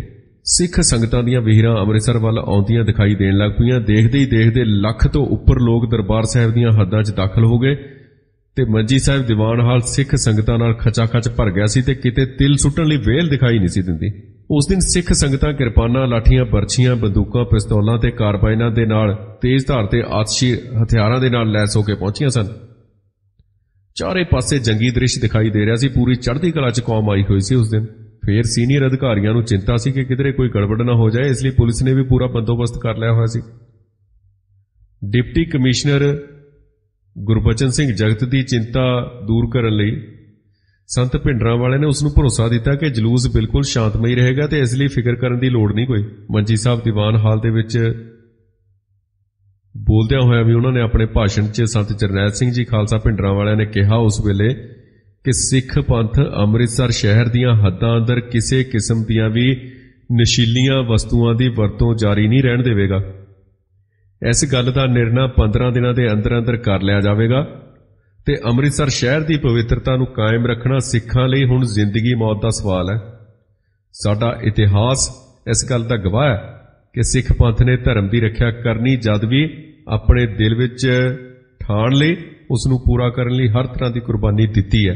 ਹਿੰਦੂ ਲੀਡਰਾਂ ਨੇ ਖਾਸ ਕਰਕੇ ਜਨਸੰਘੀ ਲੀਡਰ ਹਰਬੰਸ ਲਾਲ ਖੰਨੇ ਨੇ 29 ਮਈ ਨੂੰ ਆਪਣੇ ਜਲੂਸ 'ਚ ਸਿੱਖਾਂ ਦੇ ਵਿਰੁੱਧ ਜਿਹੜੇ ਇਤਰਾਜ਼ਯੋਗ ਨਾਅਰੇ ਲਾਏ ਸਨ, ਸਮਾਂ ਆਉਣ ਤੇ ਉਹਨਾਂ ਦਾ ਢੁਕਵਾਂ ਉੱਤਰ ਦਿੱਤਾ ਜਾਏਗਾ ਤੇ ਅੱਜ ਦੇ ਜਲੂਸ ਨੂੰ ਸ਼ਾਂਤਮਈ ਰੱਖਣ ਲਈ ਅਸੀਂ ਪ੍ਰਤੀਗਿਆ ਕਰ ਚੁੱਕੇ ਹਾਂ, ਜਿਸ ਨੂੰ ਹਰ ਕੀਮਤ ਤੇ ਪੂਰਾ ਕੀਤਾ ਜਾਏਗਾ। ਲੇਕਿਨ ਅੱਜ ਤੋਂ ਬਾਅਦ ਸਿੱਖ ਅੰਮ੍ਰਿਤਸਰ ਸ਼ਹਿਰ ਦੀ ਪਵਿੱਤਰਤਾ ਨੂੰ ਬਣਾਈ ਰੱਖਣ ਵਾਸਤੇ ਚੁੱਪ ਸਾਧ ਕੇ ਨਹੀਂ ਬੈਠਣਗੇ। ਜਲੂਸ ਦੇ ਰਾਹ ਵਿੱਚ ਕਿਸੇ ਘਰ ਤੋਂ ਜੇਕਰ ਕੋਈ ਪੱਥਰ ਮਾਰਿਆ ਜਾਂਦਾ ਹੈ ਤਾਂ ਵੀ ਜਲੂਸ ਵਿੱਚ ਸ਼ਾਮਲ ਸਿੱਖ ਸ਼ਾਂਤ ਰਹਿੰਦੇ ਹੋਏ ਸਿਰਫ ਉਸ ਘਰ ਦਾ ਨਿਸ਼ਾਨ ਪਤਾ ਨੋਟ ਕਰ ਲੈਣ। ਬਾਅਦ ਵਿੱਚ ਅਜਿਹਾ ਪਥਰਾਓ ਕਰਨ ਵਾਲਿਆਂ ਨਾਲ ਅਸੀਂ ਸਿੱਝ ਲਵਾਂਗੇ। ਗੁਰੂ ਤੇਗ ਬਹਾਦਰ ਨੇ ਹਿੰਦੂਆਂ ਦੀ ਰੱਖਿਆ ਲਈ ਆਪਣਾ ਬਲੀਦਾਨ ਦਿੱਤਾ ਸੀ, ਲੇਕਿਨ ਕਿੰਨੇ ਦੁੱਖ ਦੀ ਗੱਲ ਹੈ ਕਿ ਅੱਜ ਹਿੰਦੂ ਵੀਰ ਇਸ ਗੁਰੂ ਦੀ ਨਗਰੀ ਨੂੰ ਪਵਿੱਤਰ ਰੱਖਣ ਲਈ ਤਿਆਰ ਨਹੀਂ ਨੇ। ਇਹ ਸੰਤ ਜਰਨੈਲ ਸਿੰਘ ਜੀ ਖਾਲਸਾ ਭਿੰਡਰਾਂ ਵਾਲਿਆਂ ਨੇ ਭਾਸ਼ਣ ਦਿੱਤਾ ਉੱਥੇ 31 ਮਈ ਨੂੰ ਦੀਵਾਨ ਹਾਲ ਮੰਜੀ ਸਾਹਿਬ ਵਿਖੇ। ਸੰਤਾਂ ਦੇ ਇਸ ਭਾਸ਼ਣ ਦੇ ਦੌਰਾਨ ਕਈ ਵਾਰ ਸਿੰਘਾਂ ਦਾ ਖੂਨ ਖੌਲਿਆ ਤੇ ਉਹਨਾਂ ਨੇ ਜੋਸ਼ 'ਚ ਆ ਕੇ ਬੋਲੇ ਸੋਨੇ ਹਾਲ ਦੇ ਜੰਗੀ ਜਕਾਰੇ ਵੀ ਗਜਾਏ। ਸੰਤਾਂ ਦੇ ਭਾਸ਼ਣ ਵਿੱਚੋਂ ਅਰਦਾਸਾਂ ਸੋਧ ਕੇ ਜਲੂਸ ਨੇ ਚਾਲੇ ਪਾ ਦਿੱਤੇ। ਭਿੰਡਰਾਂ ਵਾਲੇ ਸੰਤਾਂ ਦੀ ਕਮਾਂਡ ਦੇ ਹੇਠ ਜਲੂਸ ਦੀ ਚੜ੍ਹਤ ਸੱਚੀ ਮੁੱਚੀ ਫੌਜ ਦੇ ਢਾਵੇ ਜਿਹਾ ਦ੍ਰਿਸ਼ ਪੇਸ਼ ਕਰ ਰਹੀ ਸੀ। ਉਸ ਵੇਲੇ ਦੇਖਣ ਵਾਲੇ ਦੱਸਦੇ ਨੇ ਉਸ ਵੇਲੇ ਦੀਆਂ ਜਿਹੜੀਆਂ ਰਿਪੋਰਟਾਂ ਨੇ ਉਹਨਾਂ ਦਾ ਅਧਿਐਨ ਕਰਨ ਤੋਂ ਬਾਅਦ ਅਸੀਂ ਇਹ ਸਾਰੀ ਤਸਵੀਰ ਹੂਬਹੂ ਤੁਹਾਡੇ ਸਾਹਮਣੇ ਪੇਸ਼ ਕਰਨ ਦੀ ਕੋਸ਼ਿਸ਼ ਕਰ ਰਹੇ ਹਾਂ। ਇਸ ਤੋਂ ਪਹਿਲਾਂ ਜਲੂਸ 'ਚ ਸ਼ਾਮਲ ਸਿੰਘਾਂ ਨੂੰ ਹਦਾਇਤਾਂ ਜਾਰੀ ਕਰ ਦਿੱਤੀਆਂ ਗਈਆਂ ਸਨ ਕਿ ਬਿਲਕੁਲ ਪੁਰ-ਅਮਨ ਤਰੀਕੇ ਨਾਲ ਕਿਸੇ ਦਾ ਦਿਲ ਦਿਖਾਉਣ ਵਾਲਾ ਨਾਅਰਾ ਲਾਏ ਤੋਂ ਬਿਨਾਂ ਤੇ ਸਤਨਾਮ ਸ਼੍ਰੀ ਵਾਹਿਗੁਰੂ ਦਾ ਜਾਪ ਕਰਦਿਆਂ ਤੁਰਦੇ ਜਾਣਾ। ਅਕਾਲ ਪੁਰਖ ਦੀ ਅਪਾਰ ਕਿਰਪਾ ਰਾਹੀਂ ਇਹ ਇਤਿਹਾਸਕ ਜਲੂਸ ਪੂਰਨ ਤੌਰ ਤੇ ਸ਼ਾਂਤਮਈ ਰਹਿੰਦਾ ਹੋਇਆ ਬਿਲਕੁਲ ਬਿਨਾਂ ਕਿਸੇ ਵਿਘਨ ਦੇ ਸਮਾਪਤ ਹੋ ਗਿਆ। ਜਲੂਸ ਤੋਂ ਬਾਅਦ ਰਾਤ ਨੂੰ ਸਿਗਰਟਾਂ ਦੇ ਖੋਖੇ ਸਨ ਉਹ ਸਾੜੇ ਜਾਣ ਦੀਆਂ ਇੱਕਾ ਦੁੱਕਾ ਘਟਨਾਵਾਂ ਹੋਈਆਂ ਤੇ ਇੱਕ ਦੋ ਥਾਵਾਂ ਤੇ ਹਿੰਸਕ ਹਮਲੇ ਕੀਤੇ ਜਾਣ ਦੀਆਂ ਵਾਰਦਾਤਾਂ ਵੀ ਹੋਈਆਂ, ਪਰ ਇੰਨੇ ਵੱਡੇ ਸ਼ਾਂਤਮਈ ਰੋਸ ਮੁਜ਼ਾਹਰੇ 'ਚ ਇਹ ਘਟਨਾਵਾਂ ਨਾ ਮਾਤਰ ਕਹੀਆਂ ਜਾ ਸਕਦੀਆਂ ਨੇ। 9 ਸਤੰਬਰ 1981 ਨੂੰ ਜਲੰਧਰ ਦੇ ਕੁਫਰ ਤੋਲਣ ਵਾਲੇ ਅਖਬਾਰ ਦਾ ਜਿਹੜਾ ਐਡੀਟਰ ਸੀ ਜਗਤ ਨਰੈਣ ਹਿੰਦ ਸਮਾਚਾਰ ਗਰੁੱਪ ਦਾ, ਉਹਨੂੰ ਲੁਧਿਆਣੇ ਤੇ ਫਲੌਰ ਵਿਚਲੇ ਜੀਟੀ ਰੋਡ ਤੇ ਲਾਡੋਵਾਲ ਨੇੜੇ ਸ਼ਾਮ ਨੂੰ ਗੋਲੀਆਂ ਮਾਰ ਕੇ ਕਤਲ ਕਰ ਦਿੱਤਾ ਗਿਆ। ਇਹ ਲਾਲਾ ਲੁਧਿਆਣੇ ਵੱਲ ਦੇ ਪਾਸਿਓਂ ਕਿਸੇ ਥਾਂ ਕੋਈ ਉਦਘਾਟਨ ਕਰਕੇ ਜਾਂ ਭਾਸ਼ਣ ਕਰਕੇ ਆਪਣੇ ਘਰ ਵਾਪਸ ਜਲੰਧਰ ਆ ਰਿਹਾ ਸੀ। ਸਰਕਾਰ ਵੱਲੋਂ ਐਲਾਨ ਹੋਇਆ ਕਿ ਨਛੱਤਰ ਸਿੰਘ ਨਾਮ ਦਾ ਇੱਕ ਦੋਸ਼ੀ ਗ੍ਰਿਫਤਾਰ ਕਰ ਲਿਆ ਗਿਆ ਤੇ 2 ਹੋਰ ਮੁਲਜ਼ਮ ਨਾਮਜ਼ਦ ਹੋ ਚੁੱਕੇ ਨੇ। ਪਹਿਲਾਂ ਜਿਸ ਤਰ੍ਹਾਂ ਨਿਰੰਕਾਰੀ ਕਤਲ ਦੇ ਦੌਰਾਨ ਇਹ ਇਲਜ਼ਾਮ ਲੱਗਿਆ ਸੀ ਕਿ ਗੁਰਬਚਨੇ ਦੇ ਕਤਲ 'ਚ ਸੰਤ ਜਰਨੈਲ ਸਿੰਘ ਜੀ ਭਿੰਡਰਾਂ ਵਾਲਿਆਂ ਦਾ ਹੱਥ ਹੈ, ਬਿਲਕੁਲ ਉਸੇ ਤਰੀਕੇ ਨਾਲ ਹੁਣ ਦਰਬਾਰਾ ਸਿੰਘ ਸਰਕਾਰ ਨੇ ਭਿੰਡਰਾਂ ਵਾਲੇ ਸੰਤਾਂ ਉੱਤੇ ਜਗਤ ਨਰੈਣ ਦੇ ਕਤਲ ਦਾ ਇਲਜ਼ਾਮ ਲਾਉਂਦਿਆਂ ਕਿਹਾ ਕਿ ਅਸਲ ਮੁਲਜ਼ਮ ਜਰਨੈਲ ਸਿੰਘ ਭਿੰਡਰਾਂ ਵਾਲੇ ਹੈ ਜਿਹਨੇ ਕਤਲ ਦੀ ਸਾਜ਼ਿਸ਼ ਤਿਆਰ ਕੀਤੀ। ਸਰਕਾਰੀ ਇਹ ਇੱਕ ਤਰ੍ਹਾਂ ਦੇ ਐਲਾਨ ਦੀ ਰੋਸ਼ਨੀ 'ਚ ਲਾਲੇ ਦੇ ਕਤਲ ਦੀ ਪੈੜ ਪਿੰਡ ਰੋਡੇ ਜ਼ਿਲ੍ਹਾ ਫਰੀਦਕੋਟ ਵੱਲ ਤੁਰ ਪਈ, ਜਿਹੜੀ ਕਿ ਸੰਤ ਜਰਨੈਲ ਸਿੰਘ ਜੀ ਭਿੰਡਰਾਂ ਵਾਲਿਆਂ ਦਾ ਜਨਮ ਸਥਾਨ ਹੈ। ਪੁਲਿਸ ਪੜਤਾਲ ਨੇ ਜਿਹੜੇ 2 ਹੋਰ ਮੁਲਜ਼ਮ ਨਾਮਜ਼ਦ ਕੀਤੇ ਉਹਨਾਂ 'ਚੋਂ ਇੱਕ ਦਾ ਨਾਂ ਦਲਬੀਰ ਸਿੰਘ ਦੱਸਿਆ ਗਿਆ ਤੇ ਦੂਜੇ ਦਾ ਸਵਰਨ ਸਿੰਘ, ਜਿਹੜਾ ਕਿ ਸੰਤ ਜਰਨੈਲ ਸਿੰਘ ਜੀ ਖਾਲਸਾ ਭਿੰਡਰਾਂ ਵਾਲਿਆਂ ਦਾ ਭਤੀਜਾ ਸੀ। ਇਹ ਦੇਖ ਕੇ ਲੋਕਾਂ 'ਚ ਚਰਚਾ ਸ਼ੁਰੂ ਹੋ ਗਈ ਕਿ ਕਤਲ ਦੇ ਮਾਮਲੇ 'ਚ ਜ਼ਰੂਰ ਕੋਈ ਗੜਬੜ ਹੈ ਤੇ ਪੰਜਾਬ ਸਰਕਾਰ ਨੇ ਚਿੱਟੀ ਪੱਗ ਦੀ ਲਾਜ ਰੱਖਣ ਲਈ ਕਾਲੀਆਂ ਪੱਗਾਂ ਵਾਲੇ ਬੇਕਸੂਰ ਲੋਕਾਂ ਨੂੰ ਇਸ ਮਾਮਲੇ ਦੀ ਲਪੇਟ 'ਚ ਲਿਆਉਣਾ ਸ਼ੁਰੂ ਕਰ ਦਿੱਤਾ। ਅਸਲ 'ਚ ਲੱਗਦਾ ਇਸ ਤਰ੍ਹਾਂ ਸੀ ਕਿ ਲਾਲੇ ਨੂੰ ਗੁਰਸਿੱਖਾਂ ਦੇ ਕਾਤਲ ਤੇ ਗੁਰੂ ਘਰ ਦੇ ਨਿੰਦਕ ਨਿਰੰਕਾਰੀ ਗੁਰਬਚਨੇ ਤੇ ਉਸਦੇ ਚੇਲਿਆਂ ਨੂੰ ਬਚਾਉਣ ਲਈ ਸਰੀਰਕ ਤੌਰ ਤੇ ਕੀਤੀਆਂ ਗਈਆਂ ਸਰਗਰਮੀਆਂ ਤੇ ਨਿਰੰਕਾਰੀ ਕਾਤਲਾਂ ਦੇ ਹੱਕ 'ਚ ਕਰਨਾਲ ਸੈਸ਼ਨ ਕੋਰਟ 'ਚ ਦਿੱਤੀ ਗਈ ਗਵਾਹੀ, ਜਿਨੇ ਗੁਰਬਚਨੇ ਤੇ 64 ਹੋਰ ਮੁਲਜ਼ਮਾਂ ਨੂੰ ਬਰੀ ਕਰਾਇਆ, ਉਹਦੇ ਕਾਰਨ ਨਿਰੰਕਾਰੀ ਵਿਰੋਧੀ ਧਰਮ ਯੁੱਧ 'ਚ ਜੂਝ ਰਹੇ ਯੋਧਿਆਂ ਦੀ ਗੋਲੀ ਦਾ ਨਿਸ਼ਾਨਾ ਬਣਨਾ ਪਿਆ ਤੇ ਸਿੰਘਾਂ ਨੇ ਉਹਨੂੰ ਇਸ ਕਰਕੇ ਚਾਟਾ ਚਕਾਇਆ। ਅਸਲ ਗੱਲ ਕੁਛ ਇਸ ਤਰ੍ਹਾਂ ਦੀ ਸੀ। ਇਸ ਤੋਂ ਬਾਅਦ ਕੀ ਹੋਇਆ? ਸੰਤ ਜਰਨੈਲ ਸਿੰਘ ਜੀ ਨੇ ਆਪਣੇ ਬੰਬਈ ਯਾਤਰਾ ਦੇ ਮਿੱਥੇ ਹੋਏ ਟੂਰ ਪ੍ਰੋਗਰਾਮ ਦੇ ਮੁਤਾਬਕ 9 ਸਤੰਬਰ 1981 ਨੂੰ ਜਥੇ ਸਮੇਤ ਅੰਮ੍ਰਿਤਸਰ ਤੋਂ ਚਾਲੇ ਪਾ ਦਿੱਤੇ ਤੇ ਪਹਿਲੇ ਪੜਾਅ ਉਸੇ ਦਿਨ ਹਰਿਆਣੇ ਪਹੁੰਚ ਕੇ ਸਰਸਾ 'ਚ ਕੀਤਾ। ਉਹਨਾਂ ਨੇ ਪਹਿਲਾ ਪੜਾਅ ਇੱਥੇ ਪਹੁੰਚ ਕੇ ਉਹਨਾਂ ਨੇ ਜਲੰਧਰ ਦੇ ਲਾਲੇ ਜਗਤ ਨਾਰਾਇਣ ਹਿੰਦ ਸਮਾਚਾਰ ਦੇ ਕਤਲ ਦੀ ਖਬਰ ਸੁਣੀ ਕਿ ਲਾਲੇ ਨੂੰ 6:15 ਵਜੇ ਲਾਡੋਵਾਲ ਨੇੜੇ ਜੀਟੀ ਰੋਡ ਤੇ ਗੋਲੀ ਨਾਲ ਉਡਾ ਦਿੱਤਾ ਗਿਆ। ਉਹਨਾਂ ਨੂੰ ਸਰਸੇ ਇਸ ਖਬਰ ਦਾ ਪਤਾ ਲੱਗਦਾ। ਸਰਸੇ ਤੋਂ ਸੰਤ ਜੀ ਜਥੇ ਸਮੇਤ ਚੰਦੋ ਕਲਾਂ ਚਲੇ ਗਏ, ਜਿੱਥੇ ਉਹਨਾਂ ਨੂੰ ਆਪਣੇ ਵਸੀਲਿਆਂ ਰਾਹੀਂ ਇਹ ਖਬਰ ਮਿਲੀ ਕਿ ਲਾਲੇ ਦੇ ਕਤਲ 'ਚ ਪੰਜਾਬ ਪੁਲਿਸ ਨੂੰ ਉਹਨਾਂ ਦੀ ਲੋੜ ਹੈ। ਉਹਨਾਂ ਦਾ ਨਾਮ ਰੱਖਿਆ ਗਿਆ ਲਾਲੇ ਦੇ ਕਤਲ 'ਚ। ਇਹਦੇ ਲਈ 12 ਸਤੰਬਰ 1981 ਨੂੰ ਉਹਨਾਂ ਦੀ ਗ੍ਰਿਫਤਾਰੀ ਦੇ ਵਾਰੰਟ ਜਾਰੀ ਹੋ ਗਏ। ਸੰਤਾਂ ਨੂੰ ਇਹ ਵੀ ਸੂਹ ਲੱਗ ਗਈ ਕਿ ਪੰਜਾਬ ਪੁਲਿਸ ਦੇ ਇਰਾਦੇ ਹੁਣ ਨੇਕ ਨਹੀਂ, ਉਹ ਸੰਤਾਂ ਨੂੰ ਪੁਲਿਸ ਮੁਕਾਬਲੇ 'ਚ ਮਾਰ ਦੇਣ ਤੇ ਤੁਲੀ ਹੋਈ ਹੈ। ਅਜਿਹੇ ਹਾਲਾਤ 'ਚ ਸੰਤਾਂ ਦਾ ਬੰਬਈ ਦੇ ਸਫ਼ਰ ਲਈ ਅੱਗੇ ਤੁਰਨਾ ਖਤਰੇ ਤੋਂ ਖਾਲੀ ਨਹੀਂ ਸੀ, ਪਰ ਪਿੱਛੇ ਮੁੜਨ ਲਈ ਵੀ ਉਹਨਾਂ ਦੀ ਜ਼ਮੀਰ ਇਜਾਜ਼ਤ ਨਹੀਂ ਸੀ ਦਿੰਦੀ, ਕਿਉਂਕਿ ਉਹ ਮੌਤ ਨੂੰ ਸਾਹਮਣੇ ਵੇਖ ਕੇ ਭੱਜਣਾ ਨਹੀਂ ਸਨ ਚਾਹੁੰਦੇ। ਫਿਰ ਵੀ ਉਹਨਾਂ ਨੇ ਇਸ ਸਿਲਸਿਲੇ 'ਚ ਸੰਗਤ ਦਾ ਫੈਸਲਾ ਲੈਣਾ ਜ਼ਰੂਰੀ ਸਮਝਿਆ। ਆਪਣੇ ਸਿੰਘਾਂ ਨਾਲ ਸਲਾਹ ਕੀਤੀ ਤਾਂ ਉਹਨਾਂ ਨੇ ਅੱਗੇ ਬੇਨਤੀ ਕਰਨ ਦੀ ਬਜਾਏ ਵਿਸਾਖੀ ਦੇ ਦਿਨ ਵਾਂਗ ਇਹ ਹੁਕਮ ਸੁਣਾਇਆ, ਸੰਤ ਜੀ ਤੁਸੀਂ ਇਕੱਲੇ ਹੀ ਚੰਦੋ ਕਲਾਂ ਛੱਡ ਕੇ ਚੌਕ ਮਹਿਤਾ ਚਲੇ ਜਾਓ ਤੇ ਸਰਕਾਰ ਵੱਲੋਂ ਤੁਹਾਨੂੰ ਕਤਲ ਕਰਨ ਦੀ ਬਣਾਈ ਗਈ ਸਾਜ਼ਿਸ਼ ਫੇਲ ਕਰ ਦਿਓ।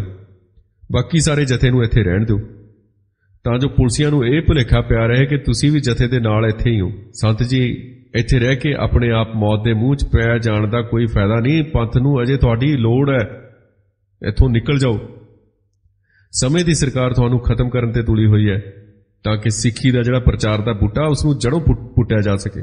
ਦਸਮ ਪਾਤਸ਼ਾਹ ਨੇ ਦਮਦਮੀ ਟਕਸਾਲ ਦੇ ਰੂਪ 'ਚ ਆਪਣੇ ਹੱਥੀਂ ਬੂਟਾ ਲਾਇਆ, ਉਹਨੂੰ ਪੱਟਣਾ ਚਾਹੁੰਦੀ ਹੈ ਸਰਕਾਰ।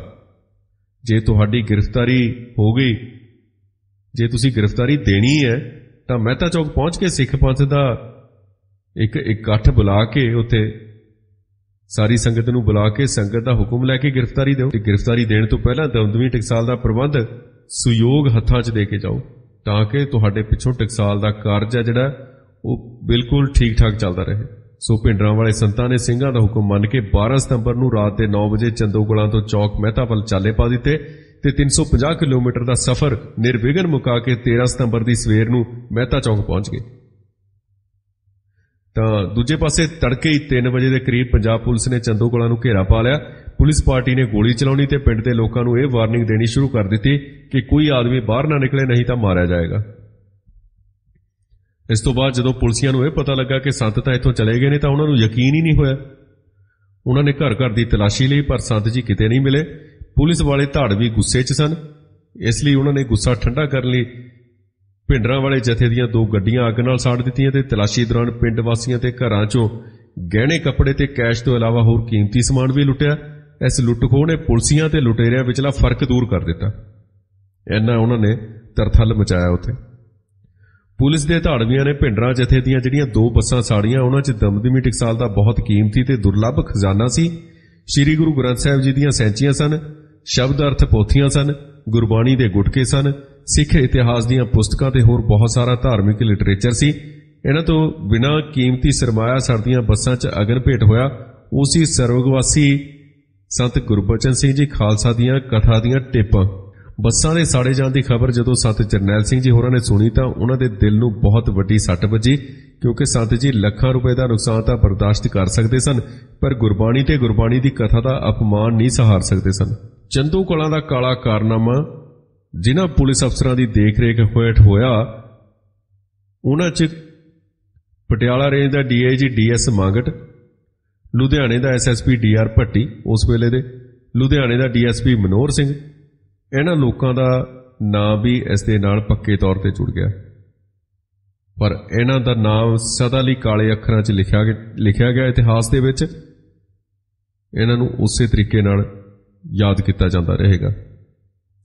ये सारियां घटनावां ने जिहड़ियां इस गल दा संकेत करदियां ने कि रातों रात जिवें कि लोग कहंदे ने, मीडिया कहंदा जां कुछ जिहड़े संतां दे विरोधी ने जां बादल परिवार दे नाल जुड़े हुए ने, बादल दे चाटड़े ने जिहड़े लोग, वो कहंदे ने कि संत जी कांग्रेस दे पैदाइश सन, संत भिंडरां वालिआं नूं कांग्रेस ने पैदा किया। किवें पैदा किया? असीं जिहड़ियां घटनावां दा जिक्र कर रहे हां उहदे 'च कांग्रेस दा की रोल है? उहदे 'च तां केंद्र सरकार दा, हिंदू सरकार दा सिख विरोधी एजेंडा सी, उही प्रगट हो रहा साडे सामने।